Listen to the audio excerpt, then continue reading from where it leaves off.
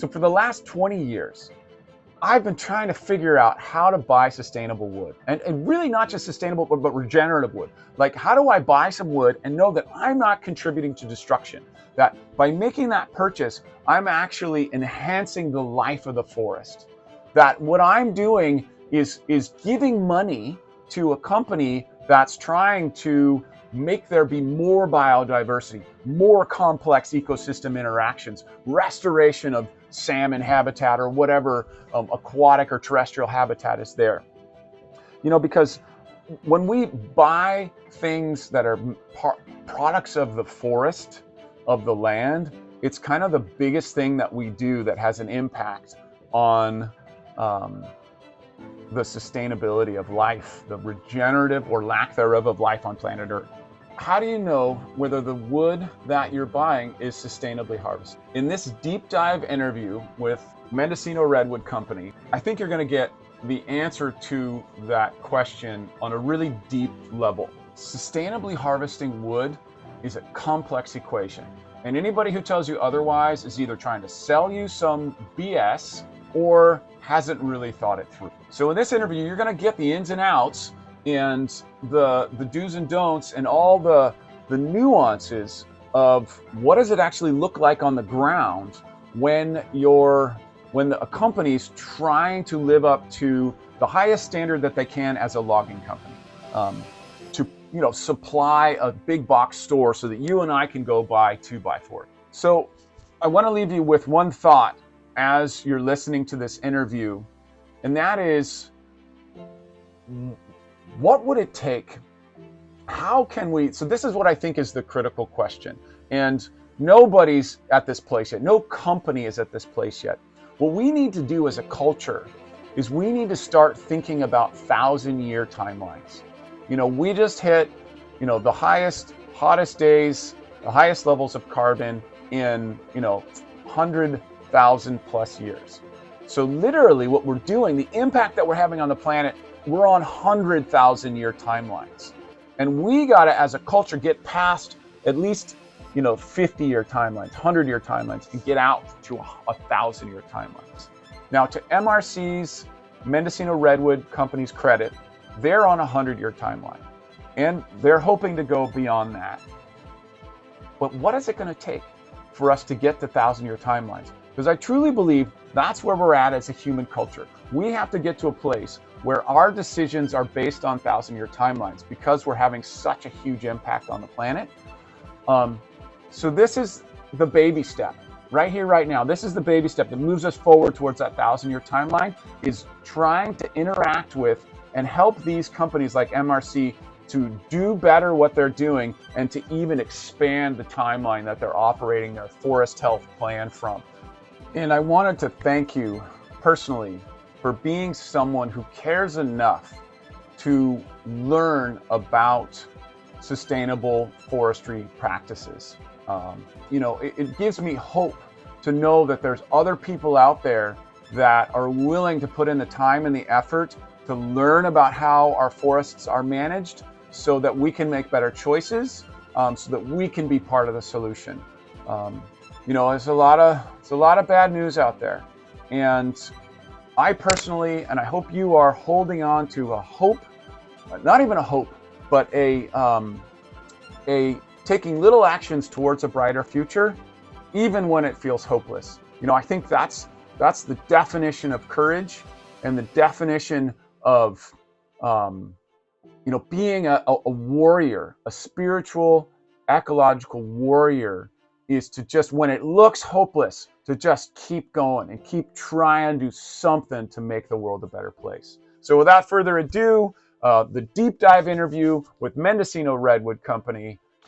I'm Mike Stokes, reminding you that the choices that we make every day do matter and can make a difference. So today I have the privilege of interviewing John Anderson of Mendocino and Humboldt Redwood Company. Is that how you say it now? Yeah, that's how I say it.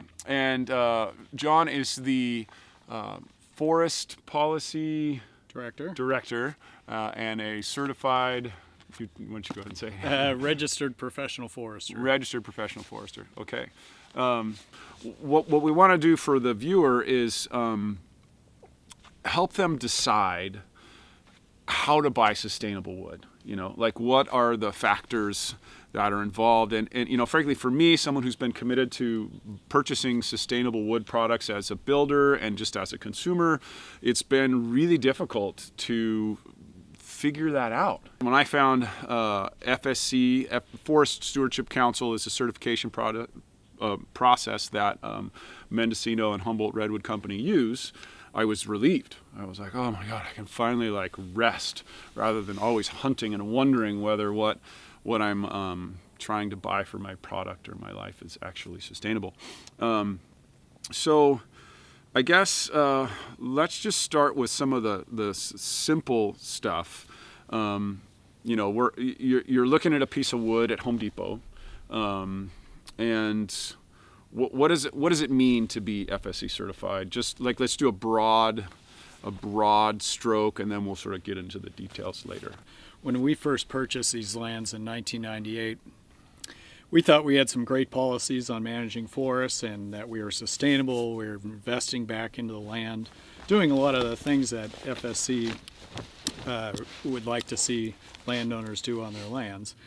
And so even though we knew we were doing a good job, we wanted a third party to come in and verify that.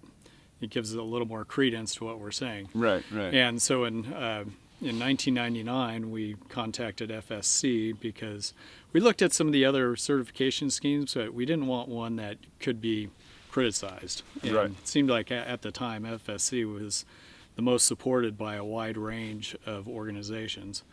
And so we went with them, and they came, and that required a week-long audit. And they liked what they saw on the ground, but they wanted to see some backup documentation. They wanted to see some additional language in our forest management plan. So to be frank, we didn't get certified during our first year. They said, hey, here's a laundry list of stuff to work on. Well, that speaks well to the credibility of what you guys did do, and the FSC program, because they didn't just slap you with the, Yeah, you're good to go. Yeah, right. Yeah. So we came back the following year after addressing all those, and we did get certified. And at that time, we just owned Mendocino Redwood Company in that county. And about 10 years later, the Pacific Lumberlands came up, not for sale, but in the bankruptcy court. And so we were able to acquire those lands then. And because we had become FSC certified once, our first attempt up there was successful in being certified through FSC. Okay, cool.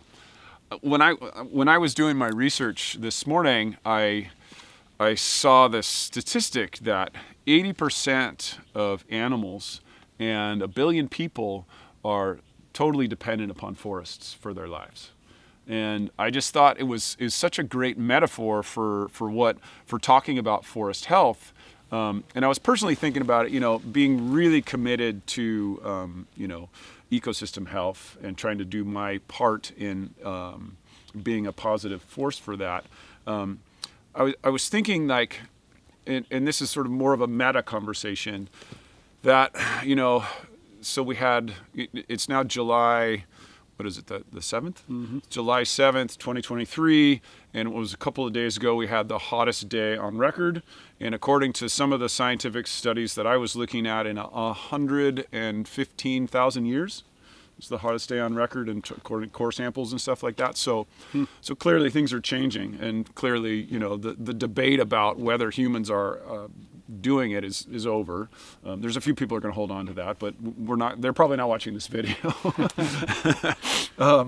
And so I've, over my years of trying to thinking about ecology and trying to think about how I could be a force for good, it seems to me that there's two things that as human beings are kind of canaries in the coal mine for the whole planetary system. And one is ocean health. And then the other one is forest health and size. Because in the unfortunate history of human civilization has been one of deforestation, one of clearing the forests and making land, making way for agriculture and other human-based uses. So that's why one of the reasons I wanted to talk to you is because I believe that it's one of those things that if we get it right, if we get forest management right, and we learn how to interact with our forests in a way that, keeps them and even expands them. There's big rewilding initiatives in Europe right now, not so much in the States, but it's starting all over the world. So I don't know, I've just said a lot of my meta ideas, and I guess I'm just curious on like how do you personally and how does your company sort of see the role of forests in relationship to human civilization? Yeah. There's so many aspects to that. Yeah, totally. Yeah. Certainly forests, we've been seeing, the first thing that comes to mind is our loss from wildfires, which again is human caused. We've suppressed fires now for hundreds of years. And the last 10 years, we've seen millions of acres of forest here in California burn up as a result of poor forest management that's been conducted historically, and fire suppression. Right. And so top of mind, because those millions of acres, that tells me, hey, we need to be doing something different here. Yeah. Because the forests are so important to our watershed health and wildlife habitat health and Can you say to the viewer who may not understand the different types of forests, like there is forest fires, like there's a fire that'll burn through a forest and not destroy it, and then there's a fire that will burn through a forest and destroy it. So let them know the difference between the two. Yeah. Well, I'll go back in time a little bit because our forests were much different prior to European colonization here. We had very common fires. We had, I think UC Berkeley came out with a study that said in California we had 4 million acres on average burned in California, but they were low intensity. What, like every year? Every year. Every year? Yeah. Which, wow. We think about that 4 today. million acres. Yeah. Every year. And what burned last year? Boy. Or you were saying I'm going to say the big year was, last year was Caldor and Dixie. Those were with million-acre fires. Million acres, yeah. Yeah, and we had a bunch of 50,000, 40,000. We were probably pretty close to that. Yeah. And we're thinking, but those were the different kind. Those were the different kind. Those were very destructive fires because of fire exclusion and lack of forest management. But going back to European times, those fires would burn every 20, 25 years. We also had Native Americans, of course, doing their cultural burning. And so when you burn every 20, 25 years, you don't get the buildup of fuels, right? Mm-hmm. And so the trees that are small with a thin bark are dying as a result of the fire. Yeah. And so if you look at some of those forests during that time period, we averaged in the state about 50 trees per acre. That's a very scattered kind of looking forest, but those 50 trees per acre were large trees with thick bark that were able to withstand those rather cool fires, really. Right. Which is, and coming back to just sort of a human aesthetic thing, it's like those are the kind of forests that we like. We don't want to like bramble through all of the brush and stuff. We like that big open giant tree canopy. That's what's really gorgeous to us, Right. Yeah. But if you take it, we'll talk about that. I want to continue the story here. Go ahead. So, about 1908, we had a big conflagration. We laugh because, it was about 1 million acres back then. People were killed. The Forest Service developed Smokey the Bear in California or around the country, like around the country, and but particularly in the West. And so we started putting all fires out because they were thought to be bad at the time. 1908 was when that started. Yeah. Interesting. And so they had a rule, the Forest Service, 10 a.m. rule, which said we're going to put every fire out by 10 a.m. the next morning. Oh, wow. And so whether it was a beneficial fire, any fire. So, so Forest Service has been very good about that. Mm-hmm. And so and other agencies thinking at the time. So that resulted in those smaller trees becoming medium-sized trees and more trees seeding in. And we now have around, depending on where you are in the state, about 300 to 400 trees per acre. So 8 times? Yeah. Almost 8 times. Almost wow. 8 times.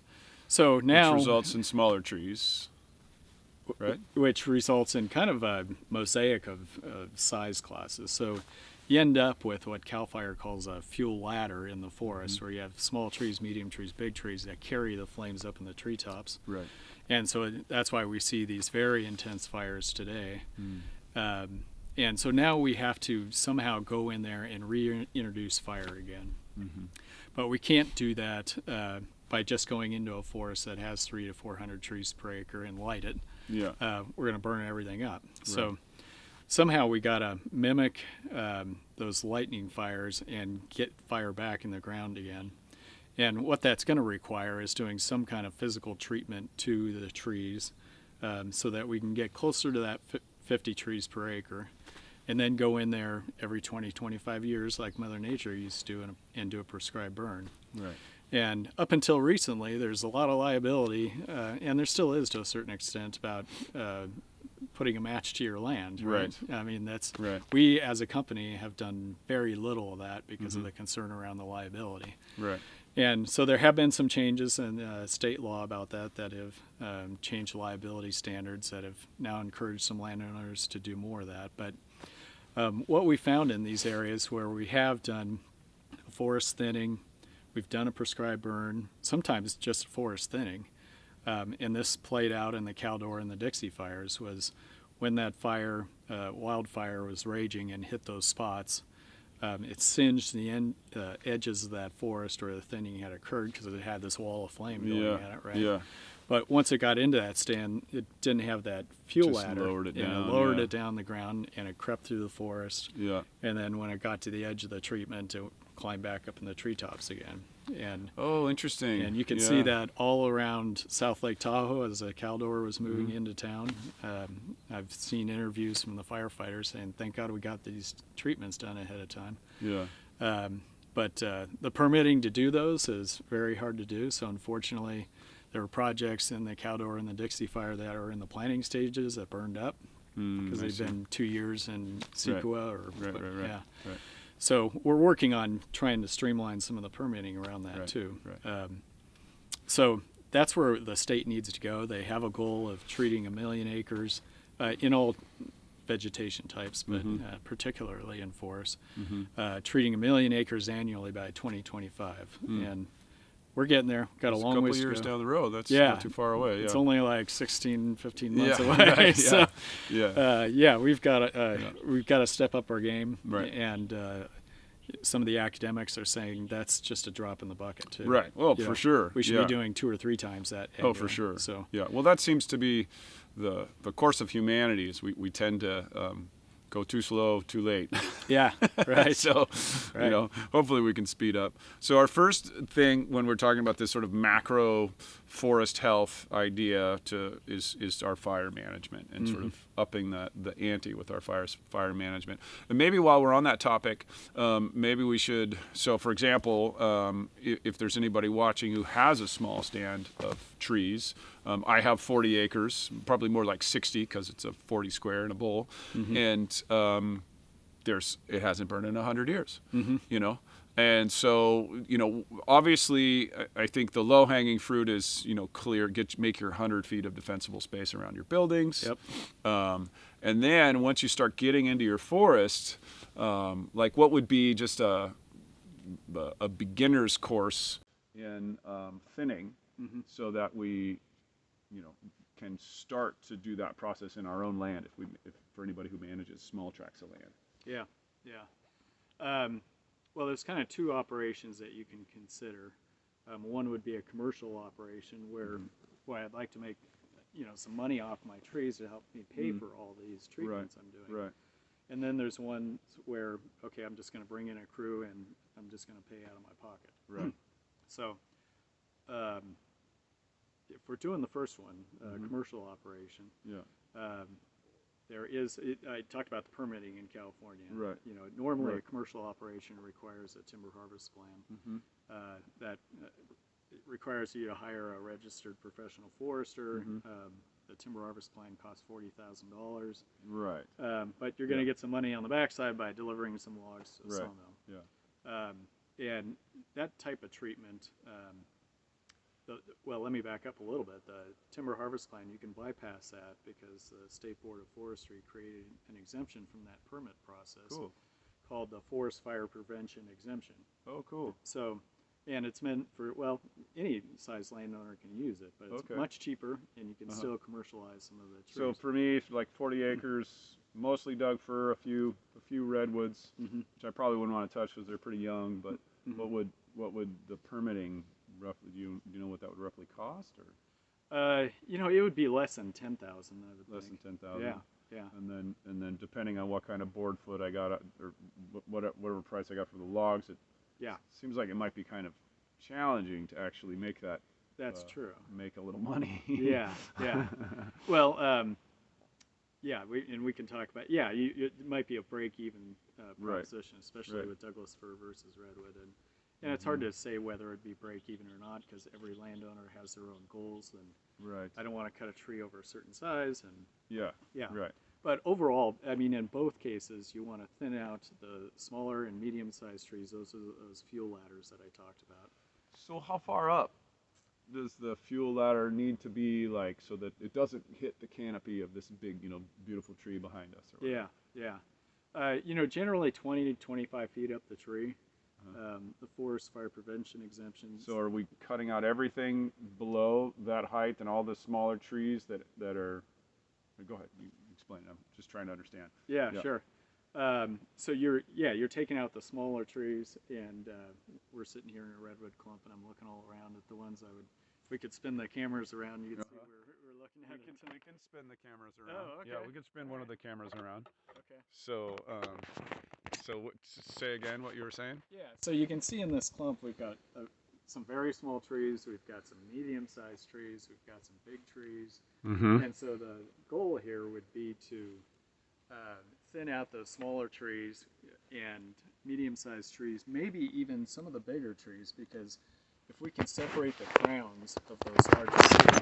So yeah, we would want to thin out the small, medium-sized trees, maybe even some of the bigger trees to separate those crowns, so that even if we did these treatments and we had a crown fire that came through here, I said generally, those will be protected from crown fires, but Yeah.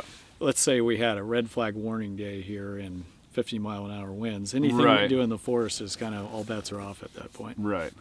So as a landowner, if I own the land, I'd say, okay, I got two larger trees here that are right next to each other. I'm going to take one of those. Take one out. Yeah. And another landowner might say, no, I've loved those trees for 20 years. Yeah. Well, yeah, I'll do of what I course. can, but Yeah. So that's why I say Right. everybody's different. Yeah. So that's So to optimize our forest health, so I think what might be interesting would be to optimize our forest health and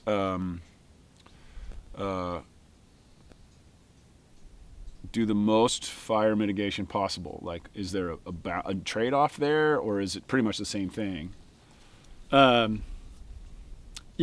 Ideally what the state is looking at and where we need to go is be doing as large a projects as possible.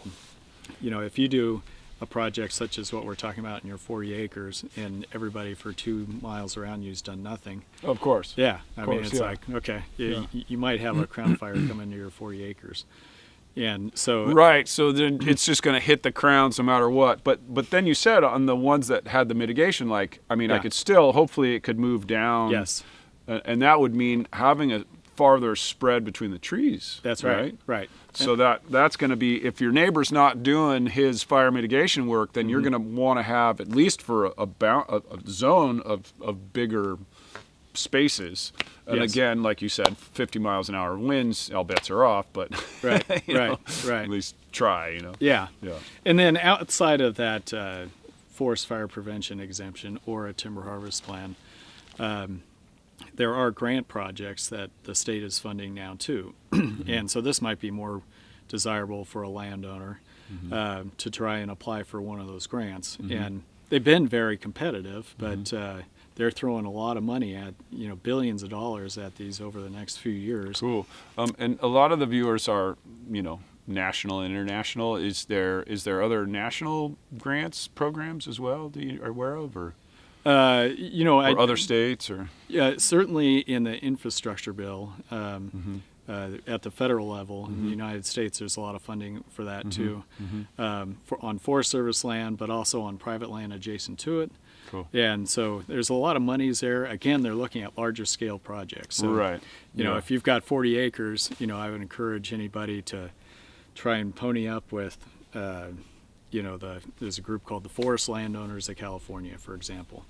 Maybe there's other landowners in your county that you can pull together 2,000 Oh, I see what you're acres saying. or So something the like forest landowners of California, they do collective action. that. They do. Oh, that's Yeah. great. Yeah. Well, I was just mentioning how we can. There's grant funding out there that they're looking at large areas, 1,000 acre, 2,000 acres, and the group I mentioned was the Forest Landowners of California, and So you could hook up with them. Yeah. They get the money, and then that pools all the owners together to do the work. Yeah, I'm not sure if they would necessarily. I'd have to talk with them if they Yeah. would help facilitate that, but Uh-huh. it would be a good avenue to Right. be able to say, Yeah, hey, yeah, here's our members in Mendocino County or Right. Sierra County or wherever. So boots on the ground. We're trying to do our part to make this planet work. We're managing our forests by doing new, like really pushing forward on a better management forest plan where we have prescribed burns, where we're starting to address the overload of this too much fuel in the forests. So that's kind of our number one priority in your mind of how to address at least Western forest health. Or is it entirely in the United States dealing with the same thing? Or Yeah, we you look at states like Florida, and prescribed burns are like a common thing. oh, I see. And here in California, and I think the general public's coming around because there's a whole lot more of them going on. They're starting to be more visible, but there's still a lot of concern that Right. They've seen the wildfires. burn my house. And, yeah, I don't want you to burn my house down. Yeah, I totally. get it. Yeah. But CAL FIRE and other agencies that are doing this, there's even prescribed burn associations, which are groups of landowners. Where I know this isn't your area, but are Yeah. they doing this in Oregon and Washington Oh, yeah. and Nevada? And it's all over the West. And Yeah. is it all over the country now, these new movements for more prescribed burns? Or Absolutely. Okay. Yeah. Great. Yeah. I saw a great example again of there's a fire called the Bootleg Fire up in Oregon. It was a red flag day, devastating fire, and there was a picture of from an airplane, and in the center of it was a green forest of about 300 acres. Wow. Everything in the else center. in the center. Because it had been managed, or It had been thinned, and they had burned it before the wildfire. Wow, Yeah, phenomenal that's picture. amazing. Yeah. If you could find that photo, that would be super amazing to see. I'll send it We to could you. put it right there on the little video segment. Yeah. When we were emailing back and forth, you had said that kind of the olden days of just mass destruction, clear cuts of forests in California, in particular, large like Maxim Corporation and was it Louisiana Pacific, or was it what we used to had? There was another land. Louisiana Pacific did Yeah, a fair so amount. a lot of all of those things. So that is pretty much done, right? Like that. Those kind of mass destructions don't really happen anymore, at least in California. The forest practice rules came into play in 1974. So prior to that, it was just do whatever you want to do in the forest, and so there was a lot of, and even early on in the forest practice rules, it was a pretty thin book, Right. and that has evolved over time, and now Yeah. it's like 380 pages of two font that we have to follow. But there was still people that were, cutting down old groves of like redwoods and stuff, up through that time. And because I remember back in 1990, oh God, I don't know, was that 3 or 4 or something, like Julia Butterfly Hill up in the redwoods up in, what's that called? Headwaters? It wasn't in Headwaters. It wasn't in Headwaters. Yeah, it was on our land now. It was on your land? Yeah. In fact, I took her out to that tree on the 20th anniversary of her coming down. Oh, no way. Yeah, so that's awesome. That was quite the treat. That is great. She's a great gal. Oh, cool. Awesome. Well, so I guess, why don't you speak to that? Like, how has that evolved? And what is, because I remember people telling me, like, oh, let's go up and, like, get in the chain gang line or whatever. Sure. And I never went. but I remember thinking about that and thinking, what is this? What should we be doing? That was really known in our area as the Redwood Summer.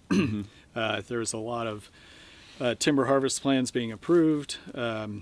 You had companies like Maxim Corporation that took over a family business, hostile takeover, and said, we're going to do more clear cutting. And clear cutting is legal in California still, but the sideboards on it now are very restrictive. What does that mean, sideboards? So the regulations associated with whether it's a clear cut or a thinning, like our owners tell us they want us to do. Yeah. Can we back up a little bit? I just want the viewer to understand, like, there is also still some clear cutting allowed in FSC certification, or not really much at all? There is, but they're not true clear cuts. They're not true clear cuts. You think of a clear cut as every single tree is taken out. Right. Yeah. So under FSC certification, there has to be some retention in those clear cuts. Right. And the clear cuts, they want to know how big are they going to be? Are they going to be the maximum acreage under state law? And that's 120? No, that's only 30 acres in California. 30 acres in California. With an exception up to 40 if, there's some little sliver. Is it 120 in Oregon? I think it's 120 in Oregon. It's 120 in Oregon. That's where I got that 120. Yeah. Yeah. Yeah. So big difference there. Yeah. And, then for SFC, for that 30 acres, doesn't it have to be for like a particular reason, like a beetle infestation, or not that rigid? Not that rigid. Yeah. I mean, you certainly have to show that you're operating sustainably. And so if we think about it in very basic terms, if you have 100 acres and you clear cut 1 acre every year, and you come back to that first acre, you're going to have a 100-year-old forest. And technically sustainable. Right. But under FSC, they're like, yeah, that's sustainable, but we want to see more retention in those openings. I see. And I see. Make sure you're complying with the strict forest practice. And we haven't talked about the FSC principles yet, but there's the biodiversity, there's the habitats, there's the water habitats. And anyways, so we'll talk about that in a little bit more later. But yeah. So with clear cuts, they can be managed and are in California managed on a sustainable basis. And with things in consideration like visual resources, everybody thinks, that's ugly. And so CAL FIRE, if someone submits a timber harvest plan for a clear cut next to Highway 80 going to Tahoe, they might say, hey, let's rethink this drink here. Yeah. So there's, in California, when it comes to the forest practice rules, we have the most stringent anywhere in the globe, and I have yet for anybody to challenge me. Anywhere in the globe? Yeah. That's I mean, way more than Oregon and Washington, Canada, and in fact, I'll even go out on a limb and say they're the most stringent in the intergalactic universe right here in California. So if we're going to have to interview some of those intergalactic representatives to see if that's actually true. Yeah. So I've always said if we want to use wood, and we do. And we need to thin out our forests for all the fire reasons we've talked about. Yeah. And in California, very unfortunately, we have a glut of black timber, that we could use. What does that mean? It's burned. It's burned. Yeah. All that wood in the Caldor and the Dixie, and I could just keep rattling them off, right? Yeah. Let's use that wood because. So you can still harvest a burned tree. Is that what you're saying? Yes, you can. Yeah. And most tree species, like all the ones in the Sierras, you've got about a year and a half or so before bark beetles start coming in. Right. Other rots. So you gotta harvest them quick. You gotta harvest them quick. Right. Yeah. And some argue that hey, that's a good woodpecker habitat, and so. Well, you don't have to take all of them. You don't have to take all of them. Right. But. If you're, as a landowner, hoping to pay for your kids' college with some trees someday, you're probably going to go after them. And, of course, a timber company would try and recover that value as well. So all that wood being this wood basket we have here in California, why not get wood here from California with those strict regulations rather than importing it from another country. Now, are they doing that? Are companies like you and other companies going into those burnt stands and harvesting them? Yes. Yeah.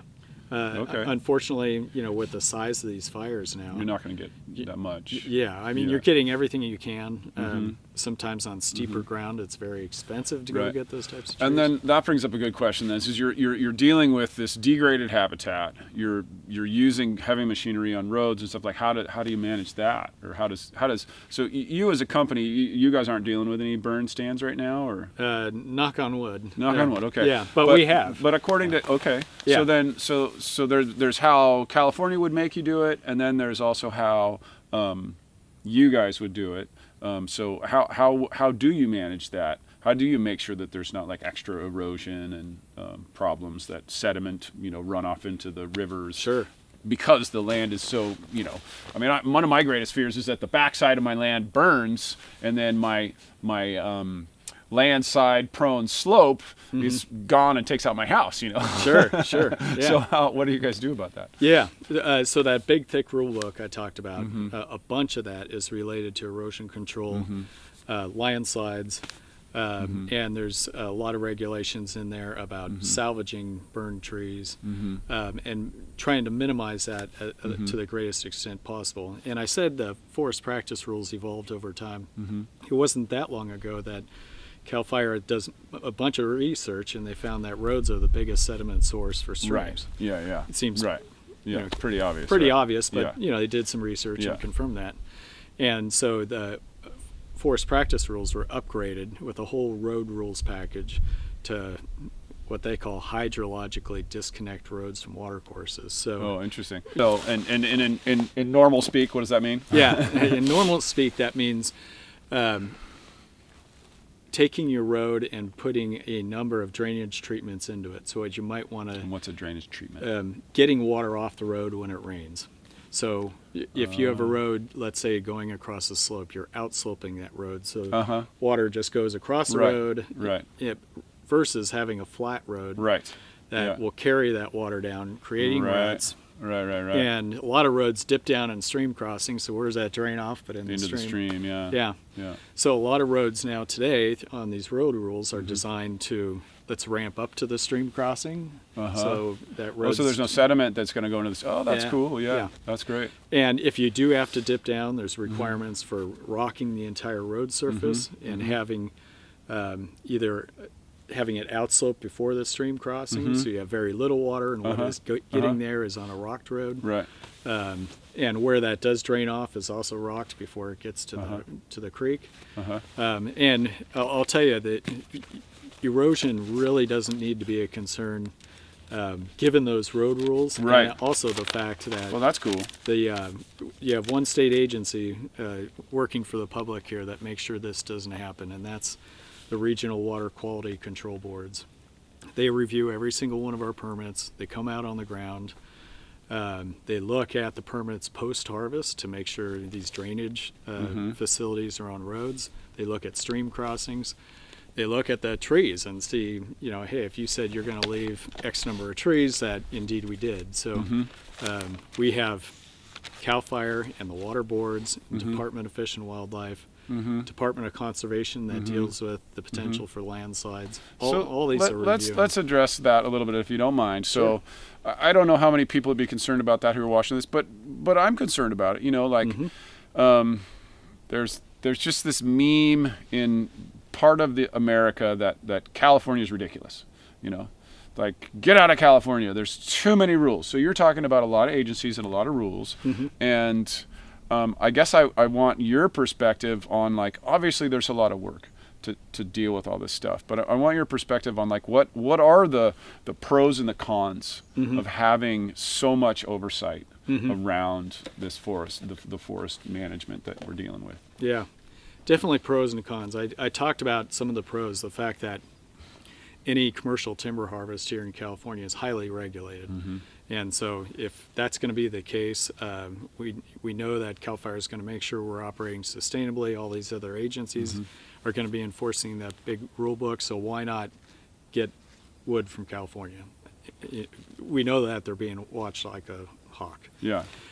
The negative. Can I just add a point to that? Sure. Like, I think that's often something that we don't think about. Like, I'm just getting it at a whole nother level. We talk about local and the importance of buying our food local. Yeah. But people don't think about wood local. Yeah. And that is so important. One of the reasons that I got back into fishing in California was because of how well managed the fish stocks are. They're very poorly managed around most of the world, and I would venture to say that California is probably one of the best in the world in terms of fish management as well as forest management, according to now I'm learning from you. So I guess I just wanted to underline that is so, it's such an easy way to make sure that our purchases and that our choices are actually fostering our values, like conserving the forest. So I just wanted to underline that. Yeah. And now you're going to talk about Good whatever point. the cons, whatever you were going to talk about. Yeah. Yeah, the cons are it's a whole lot cheaper to produce lumber in other states. For the short term. For the short term, yeah. So, for instance, the other day I was, it was a couple of years ago, but I was up around Mount Shasta, near the Delta Fire on I-5 there. Every tree's black. And there's a train track coming down there, and there's a train coming down with, it has a bunch of Canadian lumber on it. And I'm like, boy, it's cheap enough to get Canadian lumber down into California versus right here in our own state. And of course, you can talk about the carbon footprint of bringing it down here as well. So, so that's competitive. So are the Canadian rules like way lower than American rules, or Canadian, Washington, Oregon. Yeah, I called Oregon about 4 or 5 years ago, and I said, hey, our permit process is pretty stringent. We have to put together this 400-page timber harvest plan.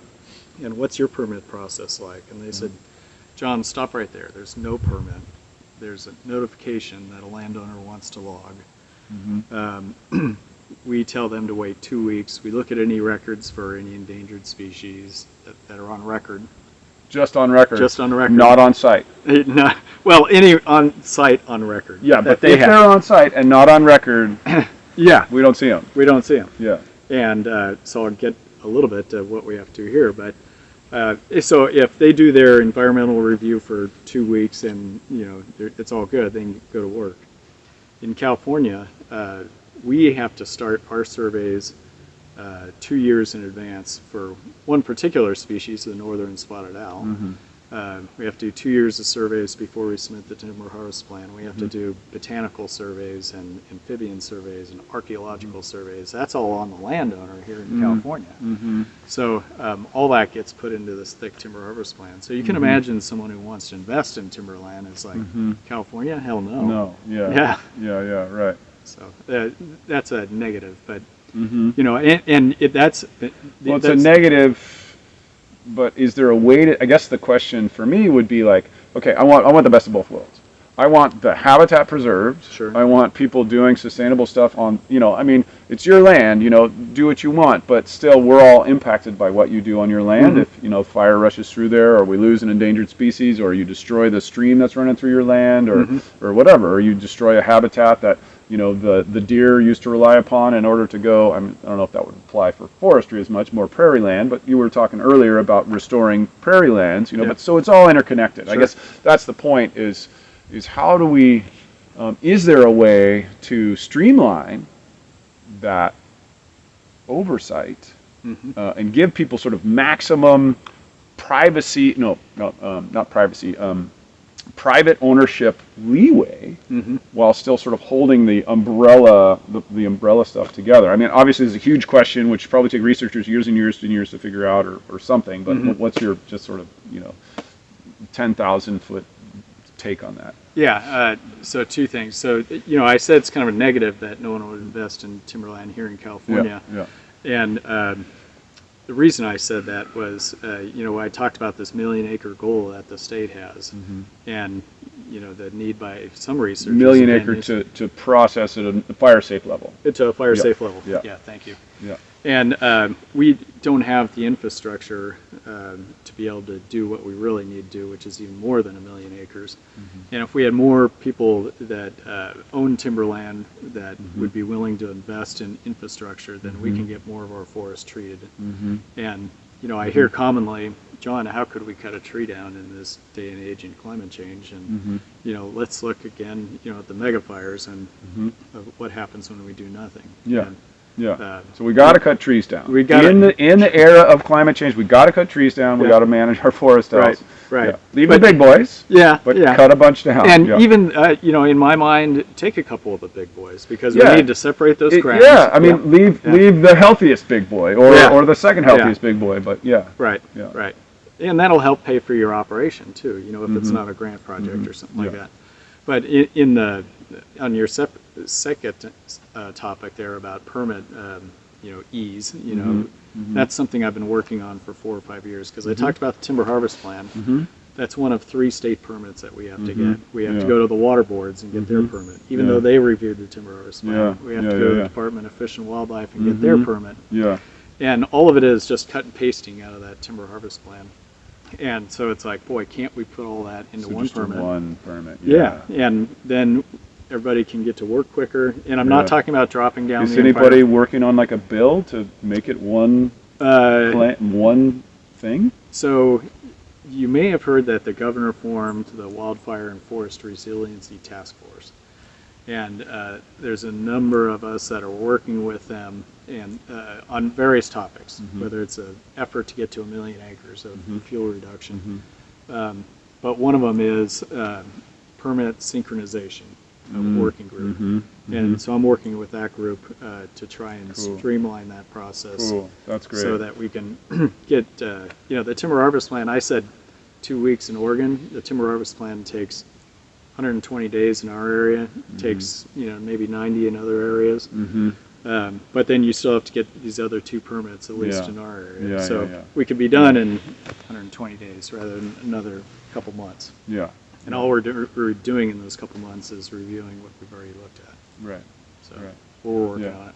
So just keeping streamlining the process. And is there anything that you think, other than having to submit to different agencies, is there anything that you think is totally redundant or kind of unnecessary? I mean, I don't want to step on anybody's toes, but Sure. but what would you change if you had a magic wand? So I got like you're going to reduce it down to just one permit process. Is there any other? Yeah. Yeah. One that comes to mind. So Governor Newsom, a few years ago, gave a CEQA exemption to 40 fuel reduction projects covering 90,000 acres. And the environmental regulations still stayed in place, but it was just a CEQA review. And What is that sequence? I'm sorry. So the California Environmental Quality Act is what governs any project that could potentially harm the environment. So you have to do an environmental impact report if you put in, say, a housing subdivision. Right. Yeah. So the timber harvest plan under law is considered the functional equivalent to an environmental impact report. Oh, I see. So we do our CEQA review under that timber harvest plan. I see. So, and it applies to fuel reduction projects too. There's potential to harm the environment if you're out there having equipment moving around. And so anyways, he said, it was another one of those megafire years. He said, I'm going to exempt the California Environmental Quality Review, not the regulations. So you guys can get to work, get that 90,000 acres done. And it got done and was successful. And so I've been pushing for, boy, if that 90,000 acres was successful, let's look at every single year the most fire-prone 200,000 acres and give that an exemption. That's great. We got to get this ball rolling, right? Yeah, totally. Like we said, the 1 million acre goal is due in about 16 months. Yeah. Which most likely is insufficient. Yeah. It's not enough. I don't think we're going to get there. No, I mean the 1 million acres isn't even enough. Yeah, the 1 million acres isn't even enough. Yeah. I mean, it is a time for radical action. It's a time for, like I brought up the hottest day on record. That's just the tip of the iceberg. Yeah. There's a whole iceberg underneath there. That's it's going to be interesting times ahead of us. So yeah, I speak very passionately about wildfires because I encourage the viewers or listeners to go out to one of these megafires and stand on a ridge. Yeah. And I just did this on a tour with some of the staff of legislators, and it blew everybody away. It even blew me away. We're on a ridge, everything's black, and we're looking at a black 40,000 acres. Yeah. And as far as the eye can see. Yeah. Staggering. Yeah. And the Caldor fire is 1 million acres. Yeah. This was nothing what we were looking at. And so. And they're all gone. And they're all gone. Yeah. There's no, and I guess it's important to just pause and remind me and the viewer and listener that that's not the way it would have burned. No. It would have just burned through there, and the forest would still be there. That's right. And so that huge carbon sink is now gone. It's now gone. And so I mean, I get it. Like, I didn't come into this interview thinking we were going to talk so much about fire. I remember last time we were talking mostly about fire. But I get what you're saying. Like it is really the key to forest health. It's the most important thing right now. Yep. Is to get back to forests that can handle fire. Yeah. We're losing more acres to that by far than anything else in California. Right. Yep. Whereas in the Amazon, they're losing it by people are torching it and putting in like soybean fields or whatever. But here, that's not our issue. We're actually just losing it by natural fires because of our bad fire, because of all the stuff that we've done over the last 100 years that were just bad choices. Right. Exactly. Yeah. Yeah. I'd love to talk a little bit about FSC and what it is and how it works. We were talking a little bit earlier that FSC, it was formed in 1993, in the words of the founders, after the 1992 Earth Summit in Rio failed to produce an agreement to stop deforestation. A group of businesses, environmentalists, and community leaders came together to create Forest Stewardship Council. The FSC mission is to promote environmentally sound, socially beneficial, and economically prosperous management of the world's forests. So what I thought might be really instructive for people would be, FSC has their 10 core principles, right? And each one of those principles is going to have a direct impact on the way you run your business if you're going to be FSC certified. So that maybe we could just go through those principles kind of one by one, and you could tell me how it impacts your business and how you operate within that principle. Yeah. We can do that. I'll just preface the whole conversation. preface the whole thing. By saying when we pursued, and I think I touched on this a little bit, when we pursued FSC certification, we changed very little on the ground, because they said, hey, protect high conservation value forests. And those are old growth forests. And they're stream-side buffer zones, and the forest practice rules, have protections in stream-side buffer zones. And so, but there were some, minor tweaks. That so let's back up a little bit. Something else that we had talked about, or we had emailed back and forth about, is, well, let me say it this way. So I really believe in small ownership. Like I think that small ownership is really the most potentially sustainable way to go forward. It has its problems, the organization and economies of scale and things like that. But if you have a small family-owned operation, they're going to have more of an incentive to, especially if they care about the legacy of their land. They're going to want to keep it in good condition for future generations if they care about continuing whatever they're doing, whether that be a small hardware store in a company in a town or a small landowner. So when I was looking up the differences between FSC and SFI, Sustainable Forestry Initiative, the SFI was mainly a lot of the players are the big boys, the big corporate entities, more sort of Wall Street and profit driven. So it seems to me that I guess what I'm getting to is that there's a real difference between the value sets of a small landowner company and a large sort of corporate profit driven property. Now everybody's got to deal with profit. Everybody's got to manage their cash flow. I got to manage my cash flow when I go to buy groceries. But there's a different mindset when you're trying to maximize profits for your shareholders in Wall Street as when you're a small landholder corporation for your family and you're just making sure that your family's got what it needs. So I think, correct me if I'm wrong, but it seems to me that smaller ownership model, maybe in private hands, just has more of an incentive to protect the land kind of naturally. And then if you lay the FSC on top of that, then you kind of have a win-win situation there.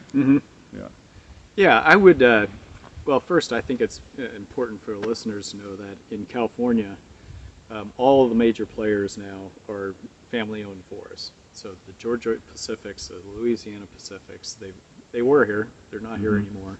So all of the big, there's none? There's none. So they've all left. Yeah. So they took as much wood as they could. They took as much money as they could. They brought it back to Wall Street, and now they're gone. They saw all the regulations going on in California that we talked about and said, hell no, let's go to a place We can't make enough money. Yeah, We're or we don't want to deal with all this crap here. Yeah, I see. So they I left. see. Right. And so even the largest landowner in California, Sierra Pacific Industries, is they have correct me SBI, but it's something like 1.4 million acres, and they're family owned. And, cool. In our company, second largest landowner at 440,000. You guys are acres. second? We're second. Oh, cool. Yeah. Nice. So, and so even our owners are very long term. They've put a ton of money in grant funds for restoring fisheries habitat. Right. Where Yeah. bad things happened in years past. So I guess that's the point I wanted to sort of just address with you is like the owners, when they purchased land, they came in from a values-driven place to begin with. Right? It wasn't like they're like, let's see how much money we can make. We're like, we love forests. Right. We want to make this thing work, and I think we can make a business with it, right? Well, it's funny you say that because, our tagline is that we want to manage this land with a high level of environmental stewardship, but still operate a successful business. 'Cause Right. if we can't do that, we're not going to Right. do the former. Yeah, and it's I like to think about it. So this is kind of like for me in the sort of back to the meta conversation. Like we all have to do that. I can't just go out and be an environmental activist and not put food on my table. Yeah. I have to be a viable business in and of myself. And so that's sort of that's the game that everybody and everything has to play now. The era of extractive wealth is rapidly coming to an end. Yeah. So we all have to figure out how do we make money, how do we have a viable business, and how do we regenerate the degradation that's came before us. Yeah. Yeah. Yeah. Yeah. And this grove right here is a perfect example of, we're moving on. We harvested. What a great metaphor too. So we got like this guy behind us, which I'll do a camera spin. Okay. So this guy behind us, he's how old would you say he is? I'm calling him he. Maybe it's a she. I don't know. Maybe it's a she. I just saw growth rings on a stump. These are very fast-growing redwood trees. It's probably about 70 years old. So it's a 70-year-old tree, but still, it's a beautiful old tree. And then if we come here, like this is what we had before. Yep. That's where we came from. So we can't like dwell on that. That's where it is, and that we think was 1,000. Yeah, at least 1,000 years. At least 1,000 years old. And that was harvested what? Probably how long ago do you think? Probably around. We harvested a lot of these forests after the 1906 San Francisco earthquake. So after 1906. So 100 and almost 15, 20 years ago or something like that. But there we are. So we're not in this world anymore. We're in this world, but we're still got to do the best that we can with what we have. Sure. Yeah. Yep. So you want to get into the principles? Sure. Okay, great. So I think we've already talked about the first one. The first principle is just compliance with the laws. Yeah. And then, that's really interesting too because, so that's FSC's #1 certification criteria. And you're saying that the big players left the state because they don't want to comply with the laws. so they just left. And obviously they're not going to get FSC certified. Now that would be interesting too. So an FSC certified lumber company in Oregon is going to be very different than an FSC certified, well, I don't know if it'll be very different. But that particular principle is going to be different for that company than for a California company. Yeah. I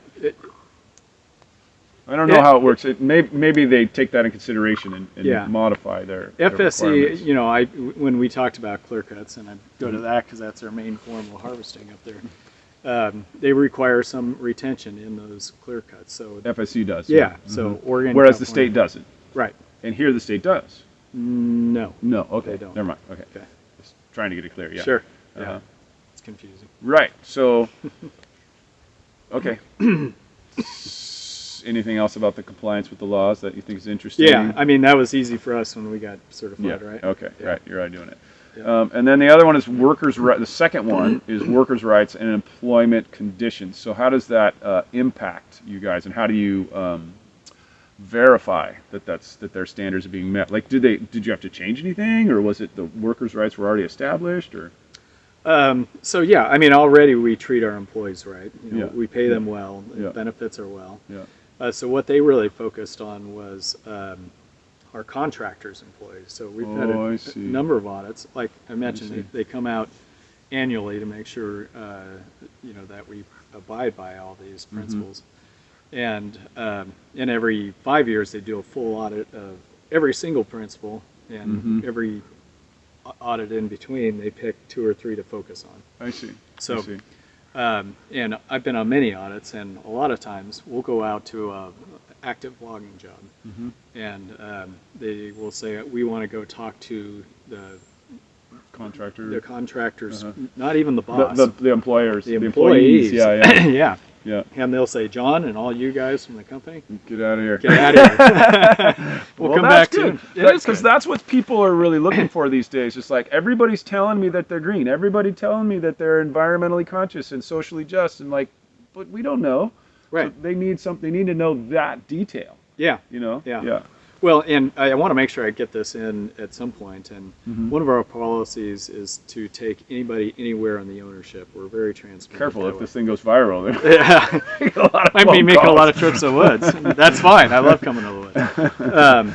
But and I could say this in a meeting. Yeah, we meet all these easy, but it's so much better to come out here and see it firsthand. You know, you can verify. Yeah, totally. And you'll have a good time too. Totally. Yeah. Yeah. Indigenous people's right. Like, are you working with indigenous communities in California? Yeah, that kind of goes back to the existing laws. There's already California laws about that? Yeah. So in that timber harvest plan is a whole confidential archaeological section. And we have to protect any historic sites, anything 45 years and older, so like think cabins and that kind of stuff. And 45 years? Yeah, That's 45 years and older. Okay, interesting. Yeah. Seems kind of short term, but I know. That puts me as an archaeological or a historic site, I guess. Yeah, right.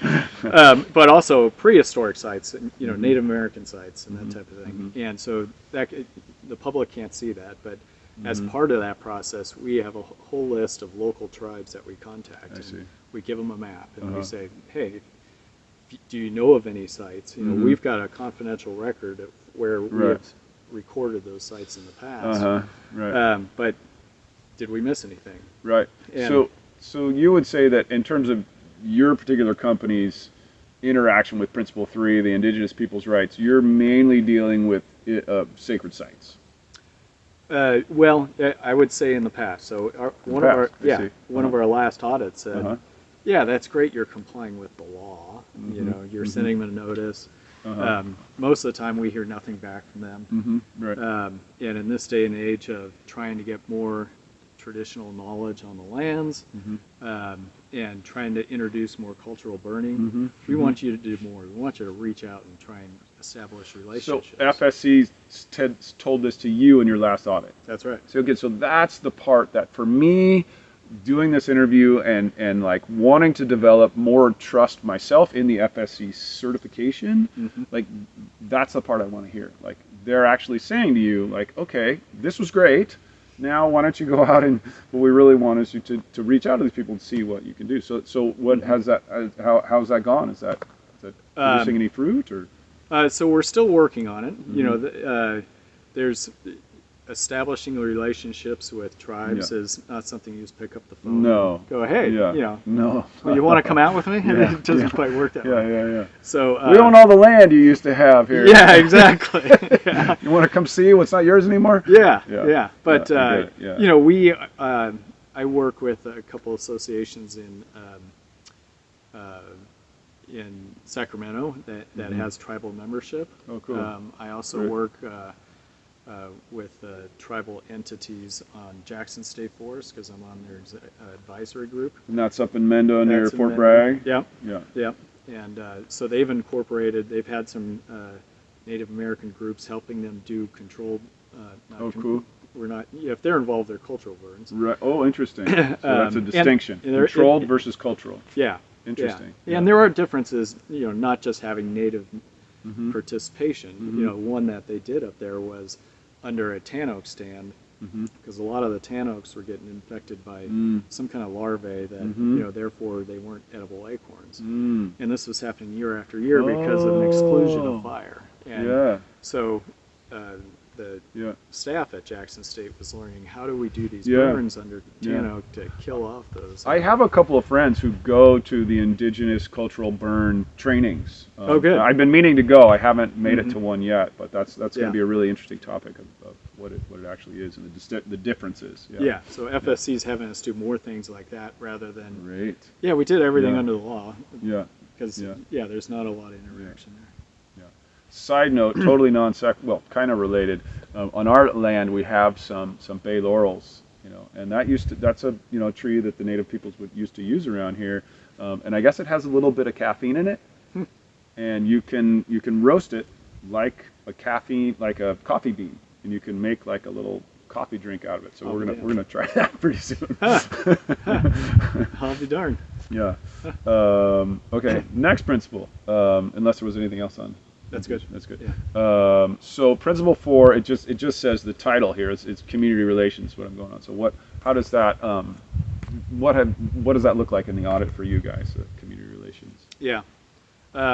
So they do like the fact that we're a transparent company, because past timber companies weren't that way. This is our land. Get the hell off. Well, if you don't mind me just interrupting right there, the transparency seems to kind of be it's like the price for admission. You know what I mean? If you want to be in the group where we actually know you're doing, where you are trusted by the public to be doing the right thing, we can't trust you if you're not. And why are you not being transparent if you're so trustworthy? You got something to hide. I mean, I don't know that you're not supposed to say people are guilty before they're innocent before proven guilty, but. Yeah. It still begs the question, like, why not transparent? So, Right. So I appreciate that too, and I think it's sort of it's critical. Yeah. And I would encourage any viewers or listeners to go to I'll do a pitch for our website. Okay, go for it. Now's the time. I'm doing it because it's along this principle. Yeah. MRC.com. If you can't come out to the forest or don't have the time, whatever, we have a lot of videos there with our terrestrial biologists, our aquatic biologists, our foresters. You can see it firsthand there, and all of our policies are there as well. So That's again, great. trying to be transparent. Yeah. But I do recall that we had an audit a number of years ago now, and so we had talked about how we had these tours and. For various groups, both friends and foes, and they said, do you have any documentation to that effect? And we said, well, no. And so they said, okay, well, every time now that you have an interaction with the public, even if it's a phone call, we'd like you to keep a log of that. So we've got this Excel spreadsheet for the last several years now that's rather large, because you can imagine every time you talk to your neighbor or someone outside the company, we put that down, or any tour and pictures and we do have places where it's people would rather us just close the gates and leave, and we have actual people protesting out in the woods, and all that's documented. Public participation. I mean, I read something before we last talked. I read somebody's post about some of whatever their beefs were, and I thought they were a little extreme. So it didn't sway me one way or the other, but I can see that there's going to be people who just say, like, never cut the forest. Absolutely. Never, and that's going to be their idea. Yeah. Personally, I mean, I think, again, like we said before, it's every one of our jobs to try to figure out how do we meet all of our basic needs and restore the health of the planet at the same time. And there's just, wood is it's a wonderful renewable resource if it's managed properly. Correct. And we're not going to stop living in houses. That's I mean, we're not going to start living in, I don't know what, even if we did stop living in houses, we'd have to somehow figure out how to build shelters out of the local ecosystem, which would probably go back to wood, given the ecosystems that we're in. So, and also along those lines, I mentioned that FSC, when their auditors come out, or the people we hire to audit us against those principles, if there has been some public participation that's been negative, that they hear about, and they do hear about it, right?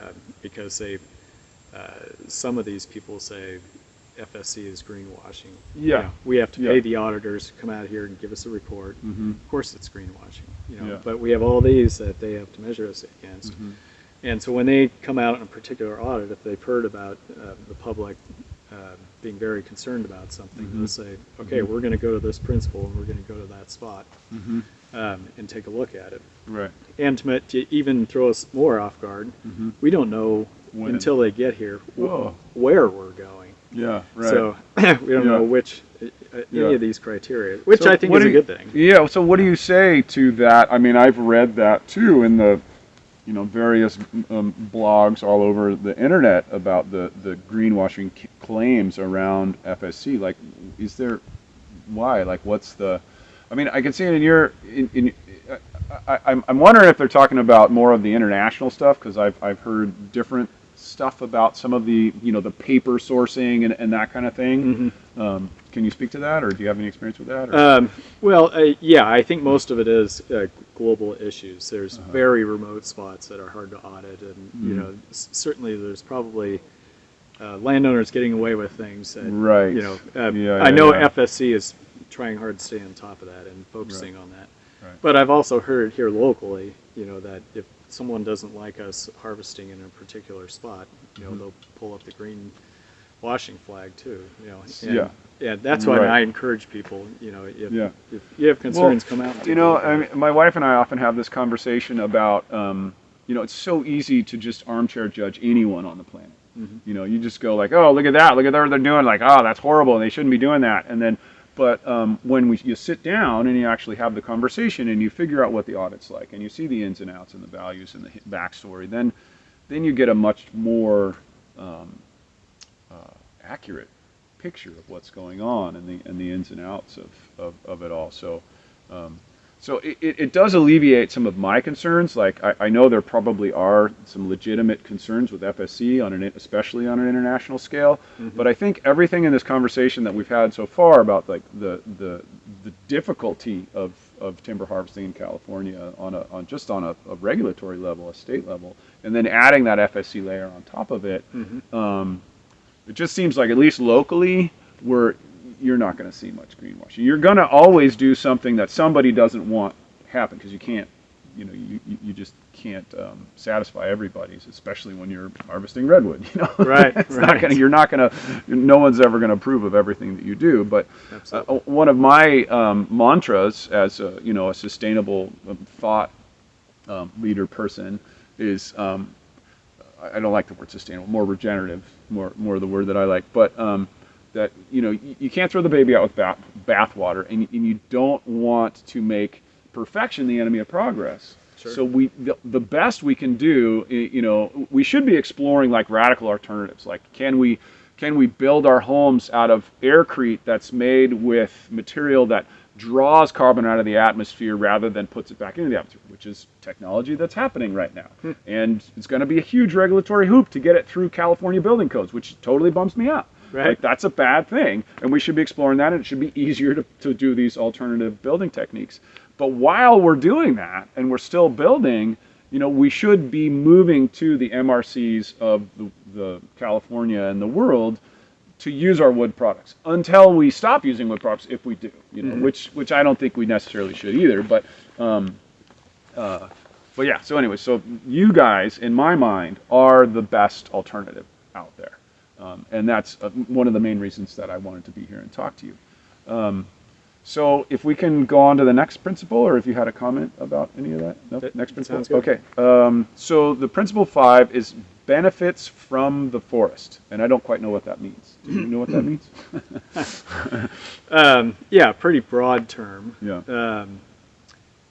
So there's other forest products that we can derive from the forest, and how do we protect the forest when we're doing things like leasing out the land for cattle grazing? Yeah. It's a benefit to the forest from the standpoint of reducing fuels, Mm-hmm. the tall grasses that we're seeing everywhere these days. And it makes a little bit of income for the landowner to do other things like fisheries restoration projects. Do you guys do you lease land for cattle grazing? In Humboldt County we do. In Humboldt? Yeah. I don't think in Mendocino County. Right.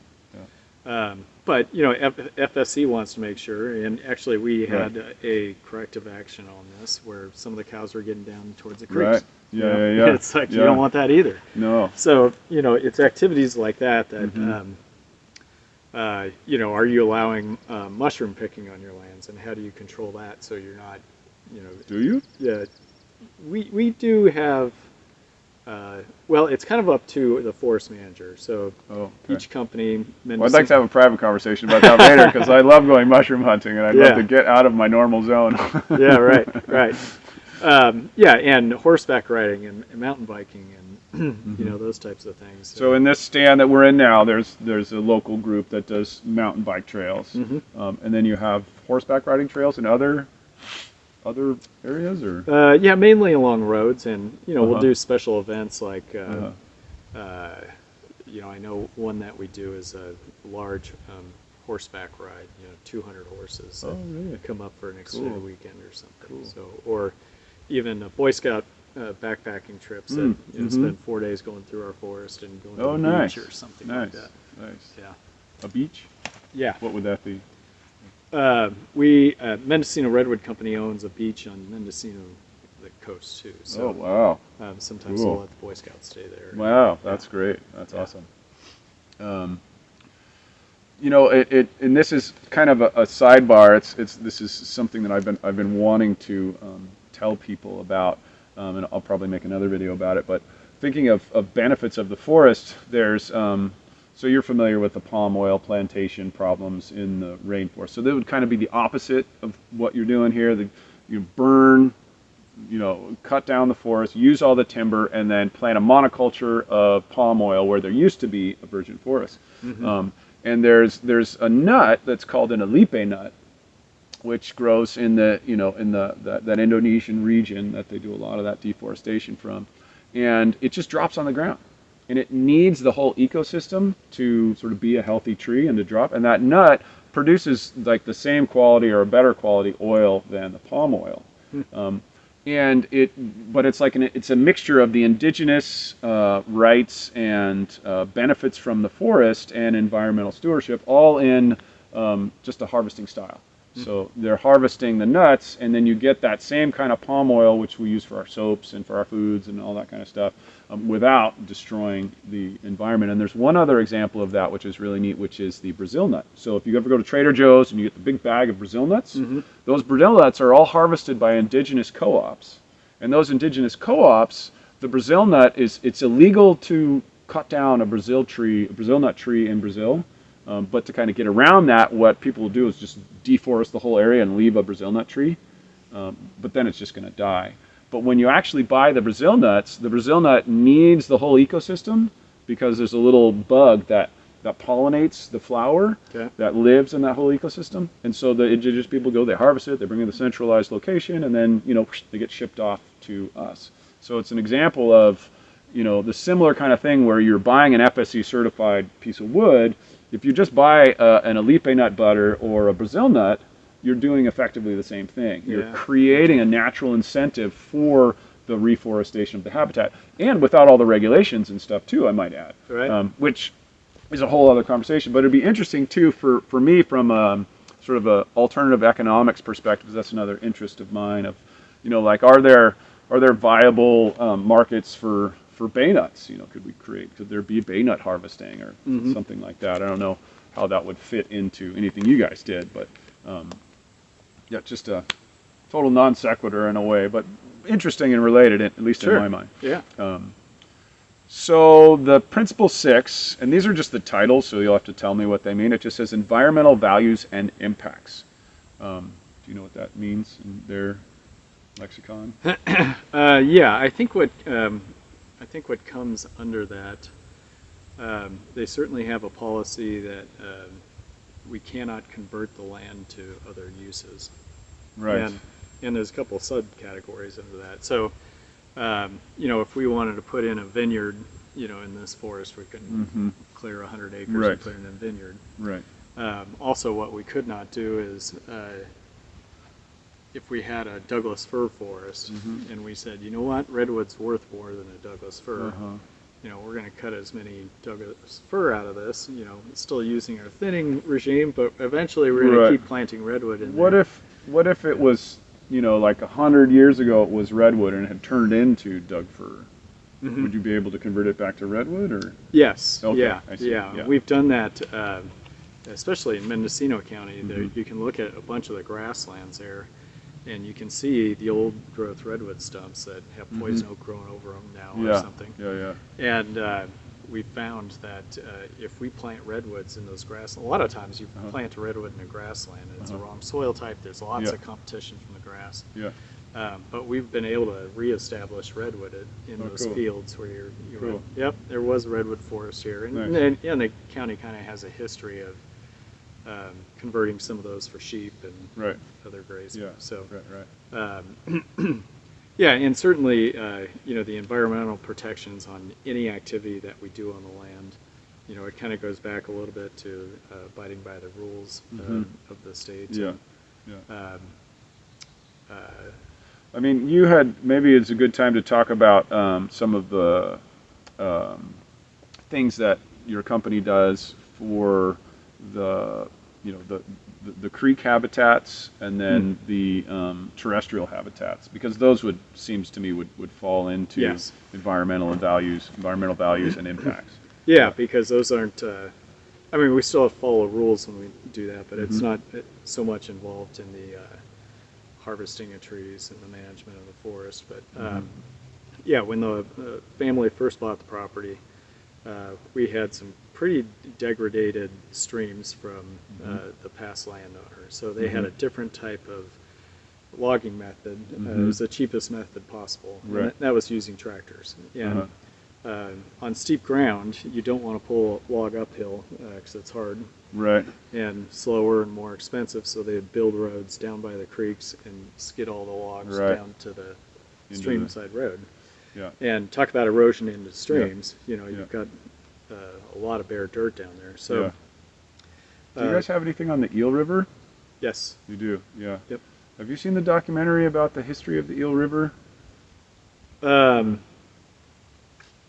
Do you know who put it together? I can't remember, but it shows images of exactly what you're talking about, where Yeah. they would just like drag them down through the streams. It's Yeah. very compelling and shows just how just it completely destroyed the upstream habitats for all Yeah. the salmons. And then they talked about the salmon population crashing and, Yeah. It Wasn't Shane Anderson, was it? Is that I will have to come back to this Yeah, point okay. because I would it was really good. I really enjoyed the documentary. Yeah. Yeah. Well, watch it again. I might be in it if it's the same. Oh, one. really? Yeah. Because I worked with Shane Anderson on Yeah. one that's just Yeah. like this. That's probably what it is. Okay. It probably is. It's like a half hour long or Yeah. something like that. Yeah. Yeah. Yeah, no, that was a great documentary. So I'm talking exactly about what you're talking about, and I'll probably link it up for people so they can watch that too. Okay. Yeah. So, anyways, the family said, and then on top of that, the previous owner said, anytime we cross a creek, we don't want to pay for a big, expensive culvert that Right. could make sure it could withstand storms. We'll put in these smaller ones. And Right. so we had a lot of culverts that were washed out. Washed out. Yeah. And I actually have one of those on my property right now. did Yeah, they completely did it wrong, and so I have two culverts that are completely washed out and just massive erosion. yeah, Like yeah, we've lost 4 feet of our creek. yeah. Yeah. So times that by several hundred on our property. Yeah, and it's Yeah. exactly what you're saying. It's the roads that were built wrong and the culverts were sized wrong. And That's right. yeah. Yeah. So in today's age, Can I ask a very selfish question? Sure. Is there grants to redo those roads and get the right size culverts? And yes. So I'll keep going along the conversation that we're having here. So no, that's okay, because I was going to go in a different direction. Yeah. But so these roads were in bad spots, tiny culverts, bleeding sediment into the creeks, and the Department of Fish and Wildlife has a program called the Fish Restoration Grant Program, Fisheries Restoration Grant Program. Yeah, that's it. And so what they do is they accept grant applications. They usually require some kind of match. Of course, the bigger the match, the better chance you'll get funded. So the family that owns our forest said, let's get heavily involved in that. And so we've spent literally millions of dollars on just the matching funds for those grants, Right. and have been awarded a lot of money Mm-hmm. to take out these roads and restore the roads, reshape them into hillsides, replant them, Right. pull out the culverts, restore the stream channels. Nice.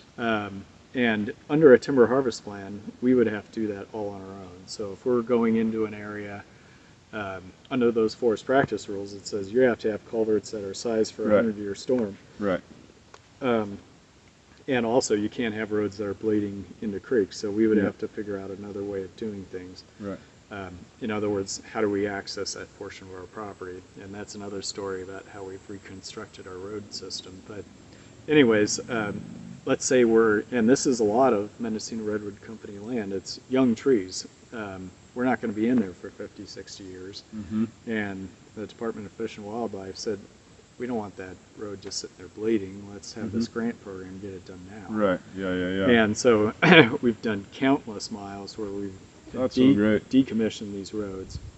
And while we're at it, we're next to the creeks. A lot of times what we've done is put large logs back into the creeks again. Oh, great. You probably heard that Department of Fish and Wildlife in their infinite wisdom in the 60s Just to thought, pull them out. yeah, they thought those were bad Yeah. and pulled them all out and Yeah. pools went away.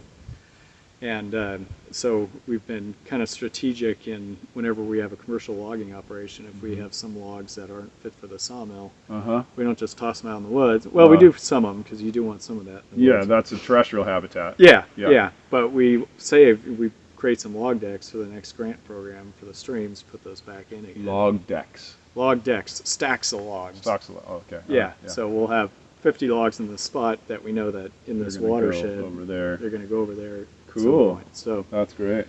we've done that, and I mean literally thousands of logs. And you come back a couple of years later if you've had some good winters, and you see fish under those logs. And Wow. it's that apparent. That is cool. Have you been in the upper creeks since all the big rains that we had this last year? I haven't been in a lot of. No, I haven't been hardly in any of them actually. But I'm just wondering if, since salmon season was completely shut down this year, I'm Yep. just wondering if we're seeing any bounce back in any of your lands and any of the salmon populations or anything like that. well, I can tell you where we've done. I can think of one watershed in particular, 50,000 acres, where we did 5 grant projects, decommissioning roads, and every winter that particular watershed would flow like chocolate milk. And 2 years after doing those 5 projects, it was like a bluish green. Nice. And the Department of That's Fish and amazing. Wildlife even said they were amazed by it. Right. And Yeah. also under some of those grant projects, we had, just on Mendocino Redwood Company lands, we had 26 culverts that were put in by previous owners that were barriers to fish. Outlets were 5 feet off the stream channel, Right. and stuff Yeah, like that. Yeah. So we pulled all those out now. We put bridges in, Wow. either under timber harvest plans because it was a road that we were going to use, so Mm-hmm. that was going to be on our dime, or under grant projects. And seen immediate, that freed up like 32 miles of fish habitat. What is that? Is that on a main river or? No, well, I'd say most of them are on tributaries to main rivers. In which rivers? So the Albion River. The Albion River. Yeah, that was one. Yeah. A lot of those fish when they're coming up and the storms are really flushing out, a lot of water. They're looking for some kind of side channel to go in. To Oh, I escape. see. So, Interesting. And Yeah. if those have a culvert right there, it's like, Yeah, shit, yeah, maybe yeah. beat up, I guess. Right. And- Yeah. Well, I was just going to say, so I gave you an example watershed where we've done that. You're taking out a culvert, putting in a bridge. We have a road on Mendocino Redwood Company lands that has many hundreds, maybe even over 1,000 culverts. It's a private logging road that we own that goes from Ukiah over to Navarro, Wow. and 33 miles long. Wow. And a lot of those culverts are rusting out, falling apart. Yeah. Some of those were fish barriers on the main part of the river. They during Is it Navarro River that it goes into, or? it goes the Navarro. It kind of goes up and over watersheds. Ackerman Creek is the one that flows into Ukiah, so it kind of goes up Ackerman Creek there. First bridge you hit there had 2 small culverts put in to cross that creek, and it was okay in the summertime, I'm told, but in the winter, the culverts were 100% full of water, so it was a velocity barrier for fish to get up there. I see. Yeah, So that's a bridge now, and so we've done I think our crew's done a yeoman's job of putting those together, either through grant projects or, like I said, if it's a road that we need for a commercial operation, then we replace it ourselves. Cool. Yeah, good Great. stuff. So environmental impacts, values. What about what you're doing for the terrestrial habitat? Oh, yeah. When we bought Mendocino Redwood Company lands, we knew that a lot of that had been converted from conifer forest to hardwood forest. And I'll tell you, It was converted from conifer to hardwood on purpose or just by accident? to cut costs, and I'll tell you why. Oh, okay. So, well, let's back up. An old-growth redwood forest has a tanno component, and we see it all around us here too. And it usually stays in the understory. It's shaded out. And if you were to either clear-cut that redwood forest or come in and take half the trees, that tanno tree is going to go, oh, I got a little less competition, I got a little more sunlight. Come back 25 years later, you cut down the rest of the old growth trees, but you got some second growth coming up now, and they get a little bit bigger. Then you come in and harvest some of the second growth trees. Pretty soon, what used to be 100% conifer canopy is now 60, 70, 80% tan oak. And you're looking at redwood stumps that tried to resprout but got shaded out, and the stump sprouts are dead. Right. And when I So came, kind of like shooting yourself in the foot as a lumber company. yeah. But that takes money to get rid of the tan oak trees. Right. And if you're a corporation thinking about Yeah, going you're just someplace short-term else, profit. Yeah, Yeah. it's like, we're not going to spend money on that. So we literally had something like 70% of the property was heavy to tan oak, and so we were going to have to somehow deal with that and restore it back to the proper conifer hardwood balance. And so that was one of our challenges. Was right off the bat was God, what was the natural conifer hardwood balance? Right. And so on Mendocino Redwood Company, we had a few pockets of old growth that couldn't get to for whatever reason, too steep to build a road. So we went there and found out that about 15% of the trees were tan oak in the understory. So we said, okay, well, when we go to restore these lands back to conifer, let's pick the biggest and the best tan oak that are out there. We'll keep those as part of the 15 trees per acre. And we'll cut down, those tan oak. We'll do a ton of replanting. We've spent millions and millions of dollars in replanting, and that was a mix of redwood and Doug fir. Yeah. We would look at the site, and again, going back to that FSC requirement that we can't convert one forest to another. Right. Bringing it back to the original forest. Bringing it back to the original forest. So, and if it's hard to tell, maybe there was a mix. Maybe if we see redwood stumps, we know there was some redwood in there at least, right? So, a lot of places we did a mix if we could see that there was, some redwood. If we're on a south-facing ridgetop and there's nothing but Douglas fir, even if we wanted to plant redwood there, Mother Nature would probably slap us upside the head and kill all the seedlings we put in there. So. It's been a mix, and I think if you look on our website, we have fact sheets on how many trees we planted, how many roads we've treated for erosion along the lines of what we talked about. And I think at Mendocino Redwood Company, we're up to 11.2 million trees per acre, or 11.2 million trees on the property since '98 when we bought the property. What does that mean? I don't understand what that means. Yeah. Well, it's across tens of thousands of acres. It's a tree every 13 feet or so across 70,000 acres. And that's, you were talking about, before we were talking about thinning. Are you talking about thinning or growing or changing or? Yeah. Okay, so good point. So our whole goal is to have a forest where, like what we're sitting in, where we have a mix of sizes. So when we harvest some trees, like what we did here, this is when you did that spin around, we logged in here a year ago. All we did was thin out some of the trees. so our whole goal is to have a forest that looks like this. But in those stands that got converted to tan oak, it's almost like you got to start from square one. Right. There's no conifer left in there. Yeah. So, And what do you guys do with the tan oaks? so there's not much you can do. So there's Really? not a market for them. So we tried. So we said, we got all this tan oak, we ought to be able to do something with Right. it. And Louisiana Pacific had a small sawmill in Willits.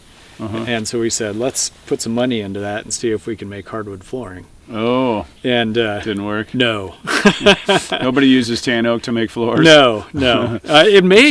It's very difficult to make, number one, because a tan oak tree doesn't grow nice and straight like a redwood tree. And it's got a ton of limbs. Yeah. And I remember as a dirt forester at the time, we got these specifications from the sawmill. It said, only mark tan oak trees that have these 25 characteristics. And I'm in the middle None of of 1,000 acres of tan oak, and I'm looking at spending 10 minutes on every single tan oak tree, and I'm like, No. I need like 10,000 guys to to do this. It's crazy. But the logs that we did send in, even with those qualifications, about a 25% of them, I was told, just went to firewood, and you don't make any money on firewood. And then the other 75% roughly went into flooring and made some beautiful flooring. Had some different grades with different looks. And from what I'm told, it's very hard to market. The South has a super strong hold on the hardwood market. We just couldn't sell any of it. I see. No one so had it's a heard of it. marketing issue. Yeah, I see. Yeah. Well, that's always when you're trying to introduce a new product into an established market. It's a challenging thing to do. Oh yeah, for sure. Yeah. So now we cut them down. One of the more controversial things we do, and we've been we're working on towards getting away from this, and this gets back to FSC. Tan oak trees, if you just cut them down and plant a redwood tree next to it, the tan oak resprouts like a redwood tree. Yeah. And because its root system is already established, it'll create this big bush in a matter of no time. Yes. Yeah. It'll shade out that redwood seedling because it's not going to grow up for a couple of years at least, because it's got to get its roots established. And so that will be a failure. Right. And we've seen that left and right. Right.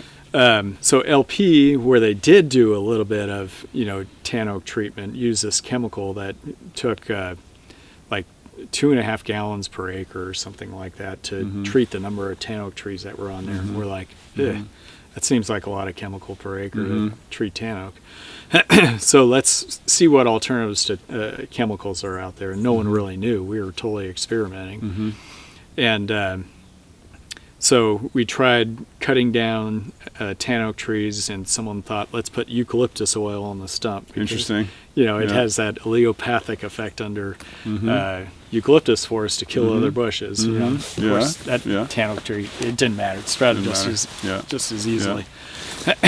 We tried girdling the tree, and that just seemed to piss it off. Sent off these weird branches, and that didn't work. Someone thought neem tree oil on the stump would work. It's And expensive. yeah, expensive for one. Number two, didn't work. Yeah.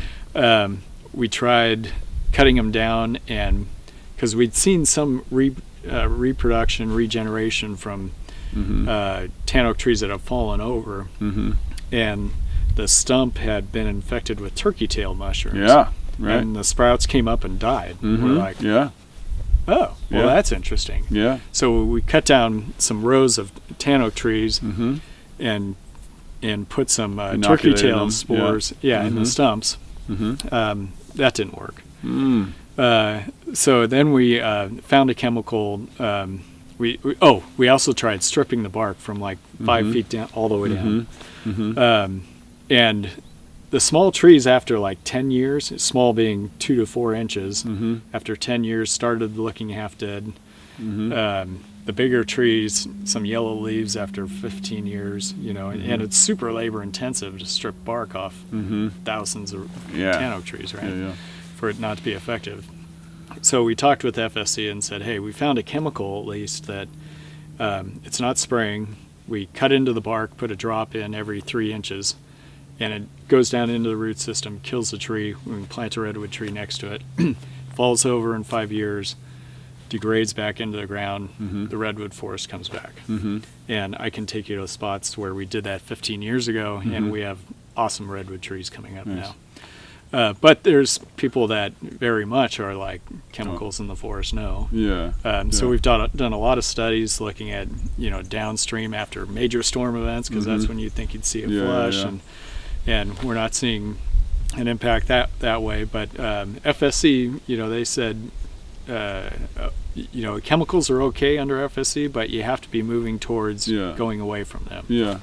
So we're still exploring, some other options, other things like turkey tail mushrooms. Yeah, I mean, I actually would recommend. I'm no expert. I am quite a mushroom geek, though. But and they're all different. Okay. And so if you get the right, an oak is a prime species for a mushroom.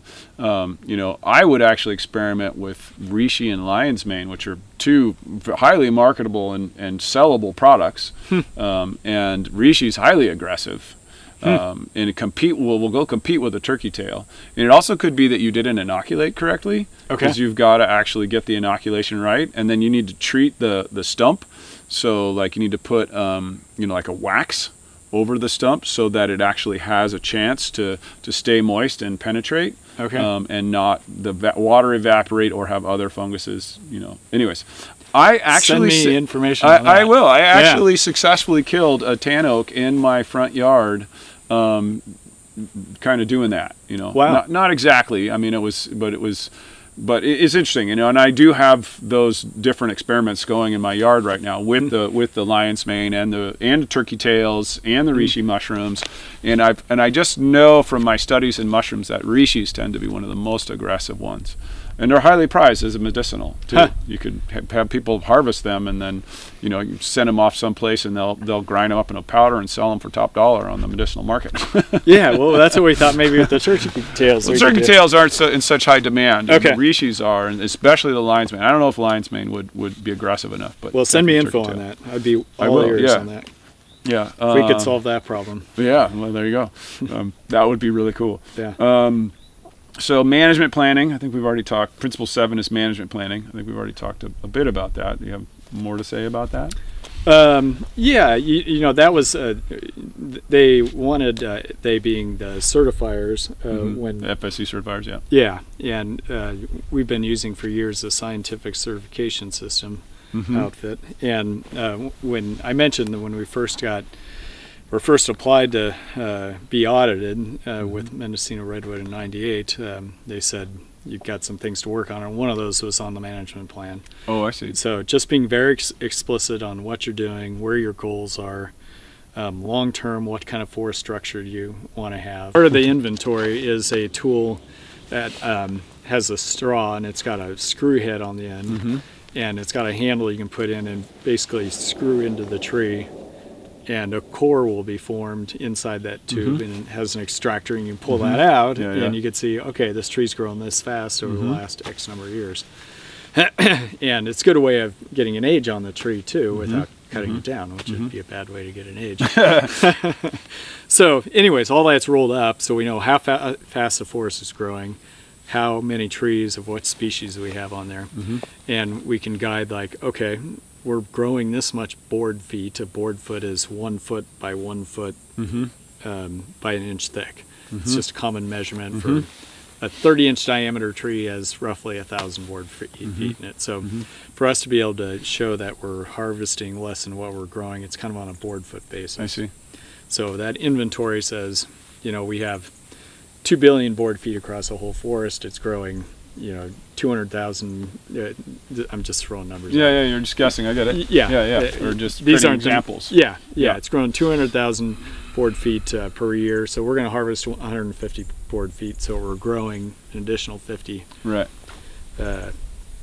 board feet every year. So it's that's in the management plan. Is that basically the strategy that you guys take is we're gonna maybe do 3/4 of the growth, or so that it's still doing 125% growth every year? Is that sort of a ballpark? Of what we're actually doing? Yeah. Yeah. Yeah, I'd say that is pretty close to what we're doing. You know, So you're kind of growing the mass, the carbon sink, the biomass of the forest by like 25%. Correct. Between every harvest. Yeah.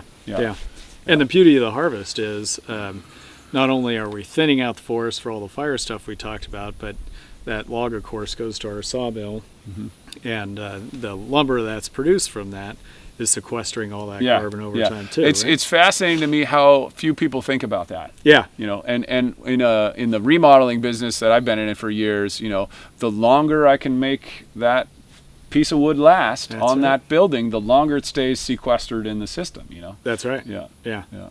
So, and also... that's such a fascinating thing that just, it's like, if you think about that, if everybody's doing 125% between each harvest, the mass in the forest is getting bigger. Well, obviously we have to have the fire management happening too. The mass is getting bigger, and then if we're taking all that lumber and we're trying to build it in a way that's not like cheap remodels, and that's a whole other topic about people swapping out the design elements of their building all the time, but creating those structural elements that are, you know, going to last over the long term. Yeah. You know, or treating your redwood deck, you know, putting more air gaps in there so that redwood's not going to rot out as quick, or using a metal instead of a wood-to-wood contact. It's just like, there you go. There's a whole carbon sequestration plan that is going to really have a huge impact in the long run once you start scaling it. Yeah, exactly. Yeah. So I got sidetracked. I don't know if I took you off your point there, but no. Well, I was also going to say the management plan has certain things like, you know, how we're going to be managed. We've got the baseline of the forest practice rules. But you can go above and beyond those, you know, so like your streamside buffers, you know. I remember one of our first meetings we had when we formed the company was, what are we going to do next to the streams? You know, we know we have to have certain canopy levels, and we can only take so many trees. And this one fisheries biologist said, let's not cut any of them. And our chairman at the time, who works for the family, said, well, that's 27,000 acres of the property we're just going to do nothing on. And so it was like, well, maybe, you know, let's not go that far. But so we do the minimum of the forest practice rules, but it's rather interesting that... What does that mean, the minimum of the forest practice rules? Okay. Yeah, thank you for saying that whenever I say something that's... Yeah. So the forest practice rules, if we're talking about the streamside buffers... is this a California thing? It's a California thing. Okay. Yeah, California forest practice rules required you to have, depending on the stream type. So we have fish-bearing streams. We have streams that flow year-round but don't have fish. We have streams that flow generally just after storms and then dry up. Right. Yeah. Those are pretty much the main three. So fish-bearing streams, obviously the most restrictive, and so we have like various, like the zone right next to the creek is don't cut anything. The next zone out is, you know, retain. You know, how big's that zone? That's 30 feet wide. 30 feet. Yeah, but the whole zone's about 150 feet wide. 150. Wow, that's a big zone. So that's when you're saying all those acres will come out. Yeah, I was thinking like a much smaller zone around the creek. No, so you know, both sides of the creek, it's, you know, 300 feet. It's 300 feet. Not even. Oh, I see. Okay. Wow. Length of a football field. Wow. Yeah. Yeah. Wow. So. Anyways, so yeah, so that first 30 feet you don't do anything on a fish-bearing stream. On a fish-bearing stream. Yeah, I see. Yeah, and then you have the next band out, I think, is like 80% canopy, and then the outer band is 50% canopy. And that is state rule. That's state rule. So. And Oregon doesn't have anything like that, or do you know? Or? They have like a very minimal inner zone that I'd have to look at again, but I think it's 30 or 50 and feet. Washington is just minimal too? I haven't checked in with their rules, and I know they have a board of forestry that changes everything too, I haven't checked in some time. And then the streams that have year-round flow, they have about 100-foot buffer. And then the ones that only flow, the seasonal ones are about 50 feet. So, and there's all restrictions in that buffer about don't bring equipment in there, and if you are going to cut a tree, don't fall it parallel to the creek, it has to be perpendicular away from the creek so you have less damage to the the zone. And so we're discussing as a company in our management plan, should we be doing more of that? But what we found, because of all the trees that are required to be in there, when we see some of these wildfire events, they're burning the hottest in the creeks. In the creeks. I know. So it's like, okay, maybe we're protecting them to death a little bit too much. Right. And some creeks super moist, high Sierras near meadows, wet meadows, all that, they don't burn hardly at all. So you can't say they all burn that way. Yeah. But I've seen it firsthand where trees are burnt through the base in the redwoods, in the creeks. The CZU complex fire in Santa Cruz Mountains, that was in 2020. Right. Some of the creeks down there I saw burn super duper hot. Yeah. So in front of the Board of Forestry right now, they're having these discussions. Hey, should we be allowing some fuel reduction? Right. To a certain extent, we don't want to warm up the water in the streams and impact the fish. Right. We're really warming them up. So, I mean, there must have been, I don't know, it must have somehow naturally mitigated during the natural burns. Yeah, the natural burns certainly would have gone through there. Yeah. So then that's the game then, is to try to mimic a natural burn. Yeah. And to try to create what it was before we stopped the burns. Yeah. I mean, so it doesn't sound like the current rules actually take that into consideration too much. Right. Yeah. I see. Yeah. And do we, the discussions are being had at these Board of Forestry meetings, do we want burned wilpizes, or should we just mimic that by allowing some limited mechanical operations to take that fuel out and not burn them? So it's all the agencies are at the table. Difficult. Yeah. Yeah, that sounds like a difficult one. Yeah. Anything more on management? Planning, the planning, that was the important point. Oh, also in there in the planning end of that, so part of that management plan is what we call a landscape plan. And to make that into layman's terms, it's basically, where are we going next year to thin out some trees, where are we going the next year, where are we going 50 years from now, and everywhere in between. Right. So I told you about those groupings of trees, where we have different groups of trees that are mapped out as very similar, the tan oak, Douglas fir. Right. So, and also associated with those are ages, and they also have a harvest history that's put on that particular stand of trees. So again, computer modeling, because we have tens of thousands of 40, 50 acre blocks of trees, taking into account all that data, its harvest history, its age, the species, and planning that out over a 50-year horizon, and having that computer model come back and say, okay, if you want to harvest this 75% of what you're growing, here are the stands that are ready to go now.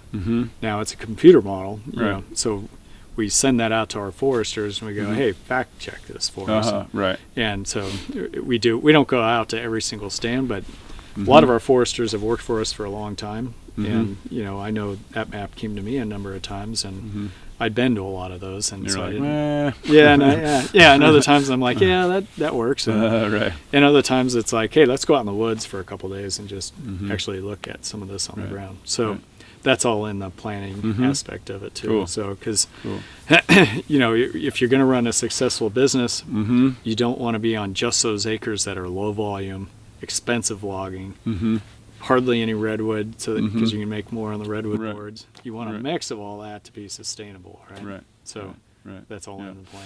It's interesting too, because sustainable is, it's such a weird word. It just means we can sustain for the future, right? And in regenerative is like, it's a buzzword that's coming and sort of replacing sustainable, but it's also already being co-opted by a lot of large players and not really necessarily meaning anything. But I think what you're saying in this, just that simple fact that you're harvesting about 3/4 of what's regenerating, so you get 125% growth during each harvest, like you're regenerating, and then that's just the biomass. And then if you add on to that the habitat, the stream management, and then we haven't talked as much about that, but what are you guys doing in terms of like terrestrial biodiversity and terrestrial habitat for wildlife that lives within these ecosystems. Yeah, that's true. We only touched on kind of the restoration back to the conifer.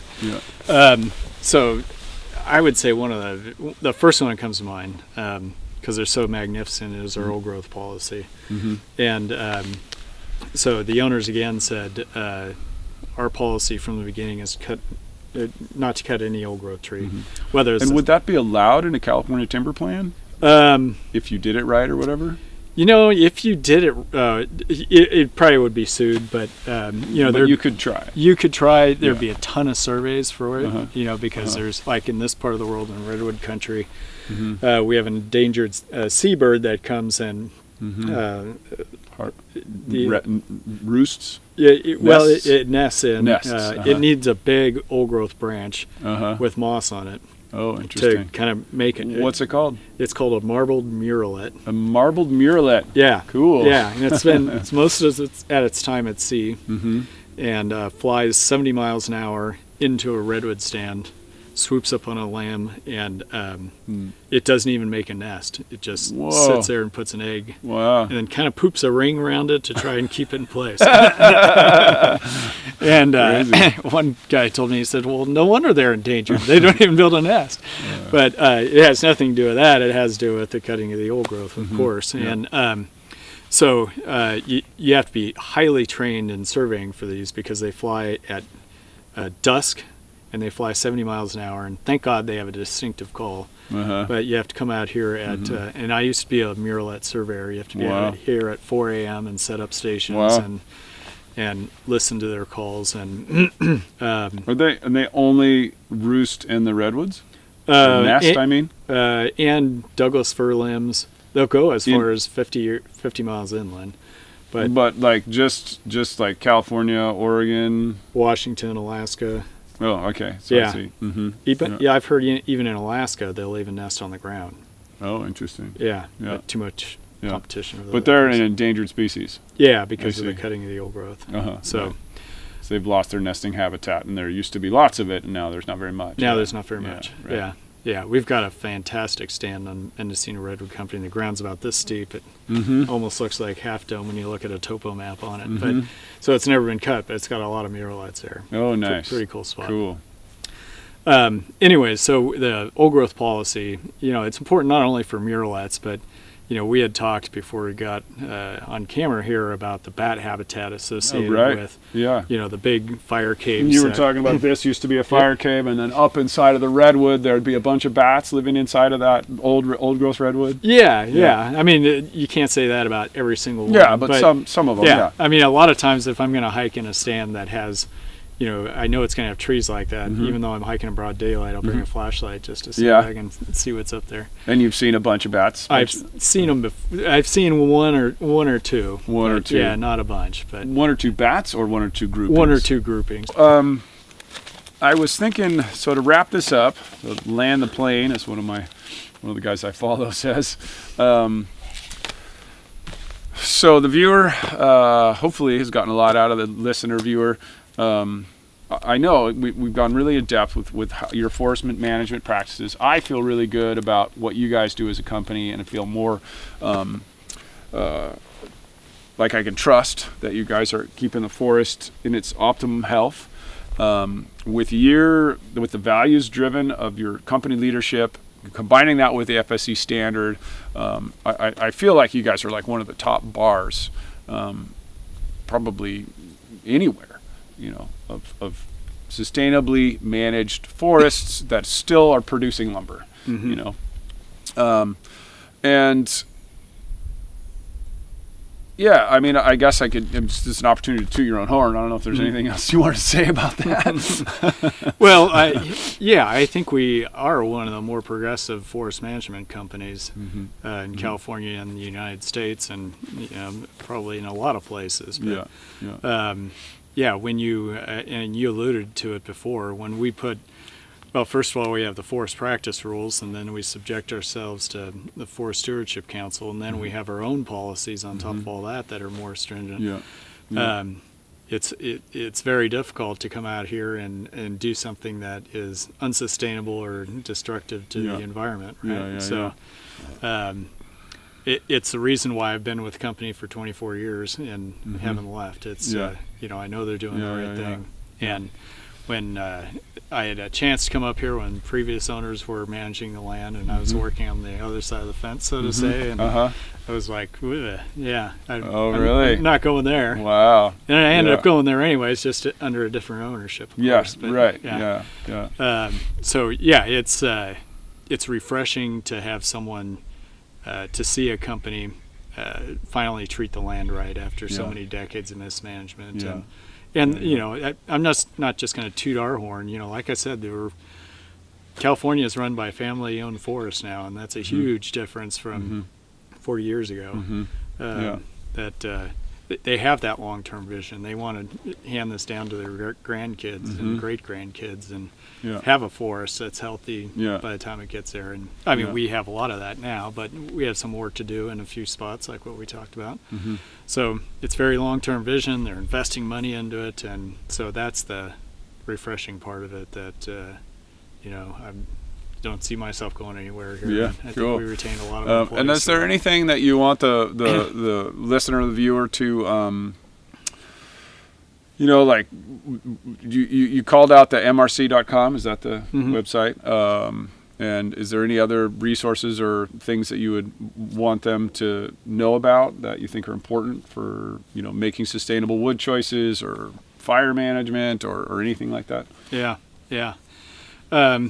Well, I'll just highlight a couple things that we said through the whole conversation, and that is, whether it's SFI or FSC, is just knowing the source of the wood. Did that come from, a 100-acre plot of land where, 4 generations have been running that forest, and it's well stocked and healthy, and they've got wildlife everywhere. That'd be important to know. So that's hard to figure out. So then that's really just like looking at who is the name of the company on the board. Right, or on the wood or whatever, or talking to the manager at the store or something like that. They usually don't know. Believe me, they get annoyed with me all the questions I ask. So you usually got to do your own homework. I'm serious. Right. Well, if there's a way of doing that, I think that's important. And I've mentioned that we encourage tours to the property, and there's no substitute for coming out to the woods and seeing it firsthand. And I've been in meetings where people are like, "Oh my God, they're going to do logging," and people are jumping up and down, and I'm talking about these same policies, right?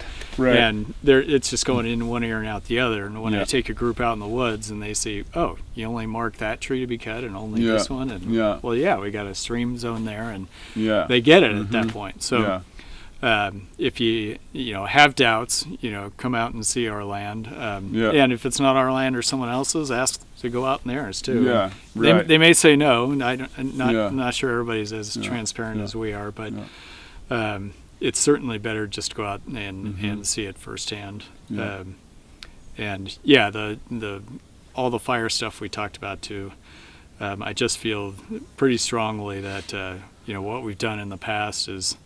We thought was the right thing to do, and we got in this era, the 80s and 90s, of protecting the forest, and did very little to change the fire regime nor managing the forest. And we've gotten to a point now where we're protecting them to death. So got to change our ways. I think one thing that comes to I don't know if you don't mind me interjecting a little bit. Nope. I feel like there's this is back to this sort of meta level conversation. I feel like there's been this idea that the only good human for an ecosystem is the human that's outside of the ecosystem. It's like just pull the people out and leave the people out of the system. And I think that's kind of one of the fundamental sort of narrative cultural errors in our thinking, is that we used to think that protecting nature, and I think many people still do, means leaving it alone, means being separate from it, means creating national parks, and I love national parks. Sure. But I think like we were talking about earlier, I think the era that we're entering in is this era in which humans interact with our landscape in a way that regenerates it and gets our needs met, at the same time. And that's what I see in terms of you guys, in terms of a shining example of a lumber company that's acting that way. And I think we also need to make that just mental, cultural shift that we actually all have to interact with our natural environment in a way that enhances life. Like you guys are doing, increase the biomass, increase the biodiversity. Those are just things that I hope we're going to be moving towards as a society and a human and a race, of species. Yeah. Yeah. And I think what I would add to someone who said, take all the humans out of the ecosystem. Yeah. We've really been playing with the ecosystem for the last 125 years in some way, shape, or form, whether it's fire exclusion or, the 70s and 80s harvesting thousands of years, tens of thousands, hundreds of thousands. Yeah. We've been That's true. I was thinking more of like a negative. Oh, the negative. Yeah. We've been negatively interacting with the ecosystem. Yeah. Yeah, and so can we just walk away from that? And I think the answer to that is no. You were talking, and I'm like, God, I remember seeing that picture of Yosemite Valley when, and it's not just in Yosemite Valley, but all the dead trees in the Sierras. Last count was like 135 million. Yeah. And there's a ton of them in Yosemite Valley that were dead. Yeah. And because the fires had been suppressed for so many years. We did that. Yeah. Yeah. And you wouldn't we also buried Hetch Hetchy Valley behind a dam, which was another equally beautiful Yosemite Valley area. Oh yeah. Yeah. Yeah. Have you ever been there? I have not. No. Okay. I have. Even with the lake, it's gorgeous. Yeah. Can't sure. imagine what it was like then. Yeah. But so can we just walk away? I think what we're seeing in some of these wildfire events is that's going to be a huge cost if we do. If we just say, well, we screwed up, we're gonna. Yeah. It's like, your car broke down, you're just gonna walk away from it on the side of the highway. Yeah. Yeah. And I think I'm hoping to end this on a positive note. I don't know how this is going to come out or not, but we're dealing in the era of the climate. Destabilization is one of the ways I like to characterize it. It's been very stable throughout the evolution of human civilization, and now we're entering a destabilized period.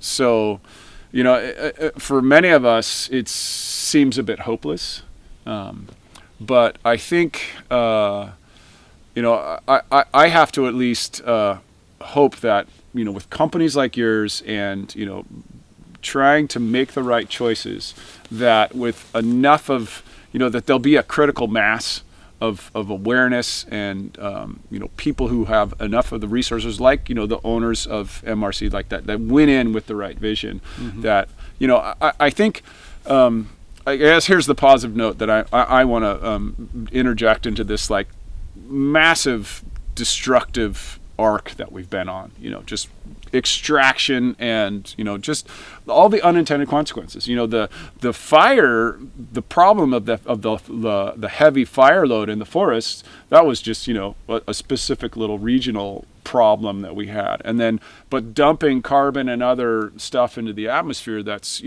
sequestering heat on the whole planet, that's like something that we've done globally. And I think, and I'd just be curious to see what you think about this, but I feel like that we can regenerate the forests, and we have the earth kind of can create a finite capacity of goods for us to consume, right? And we have to make space for all the other living creatures and stuff if we choose to do so. But our ability as human beings to creatively put those pieces together and to create creative solutions and to interact with our ecosystems in ways that is regenerative, that's totally infinite. You know what I mean? Like that's totally unlimited. We have the energy from the sun, which is not darn near unlimited, and then we have our imaginations, which we can turn into policies and plans and exactly all the stuff that you guys are doing there. Like, that's my grain of hope, is that enough people get into the kind of practices that you guys are doing, and then we put that imaginative, creative values of restoring the land and can create a solution that will ripple out to a global scale. I mean, I gotta believe that, and because and we'll either succeed or we won't, but hopefully just sharing the message is going to have an impact, and more people will be like, okay, we can do what MRC is doing and try to make our forests better. And Yeah. So that's a big global. Yeah, it's a picture. big picture. Yeah, I mean, that's yeah. kind of the way I'm wired. I want to think about the big picture. Yeah, but, sure. No, I get that. And forests, as you know, can be a big part of that, solution. And so it does pain me to, read articles. Oh, another X% of the Amazon's gone. And I think, what in the hell are they doing there? Isn't there? There's, as a globe, we should be going hell no. Yeah, totally. I think as the rest of the world, everybody has their own policies. I think obviously what we talked about here in California, we're going to have trees in the long run, and we're going to have more trees, but in the right spaces with the right configurations to create wildfire resilient forests. And we've seen this style of management burn, before, and it stayed on the ground, and so it's been tested on our lands too. But if we're thinking globally, I think we need to restore those areas that had forests, right? And let's get those back. And start looking. Are there other places where, like California and the west of the United States, where we put out all the fires and start thinking about getting back to that natural fire regime? And I think it's just so critical what you guys are saying about stewarding the land and creating a viable business, because that's the argument that you always run into. People are like, no, you can't steward the land and run a viable business. You have to extract. Right. But it does work. And you guys are proving that it works. So that's super important for others to know, other business leaders to know. You can do both, even in the most stringent regulatory environment in the planet or whatever. Right. Like here we are, and you guys are making it work. There's nobody's like donating money to you. No. You're like making it as a business. Right. So I think that's incredibly important. Yeah, good point. Great service, actually. Anything else you want to add? I think we covered a lot of it there. That was good. Great. Yeah. Awesome. Thanks, Mike. That was Appreciate great. it. Love it. If you've made it this far in the video, in the podcast or the video, you're awesome. I am truly, truly appreciative of who you are and that you care enough about the planet to put that much energy and time into it. Please leave a comment at the YouTube channel.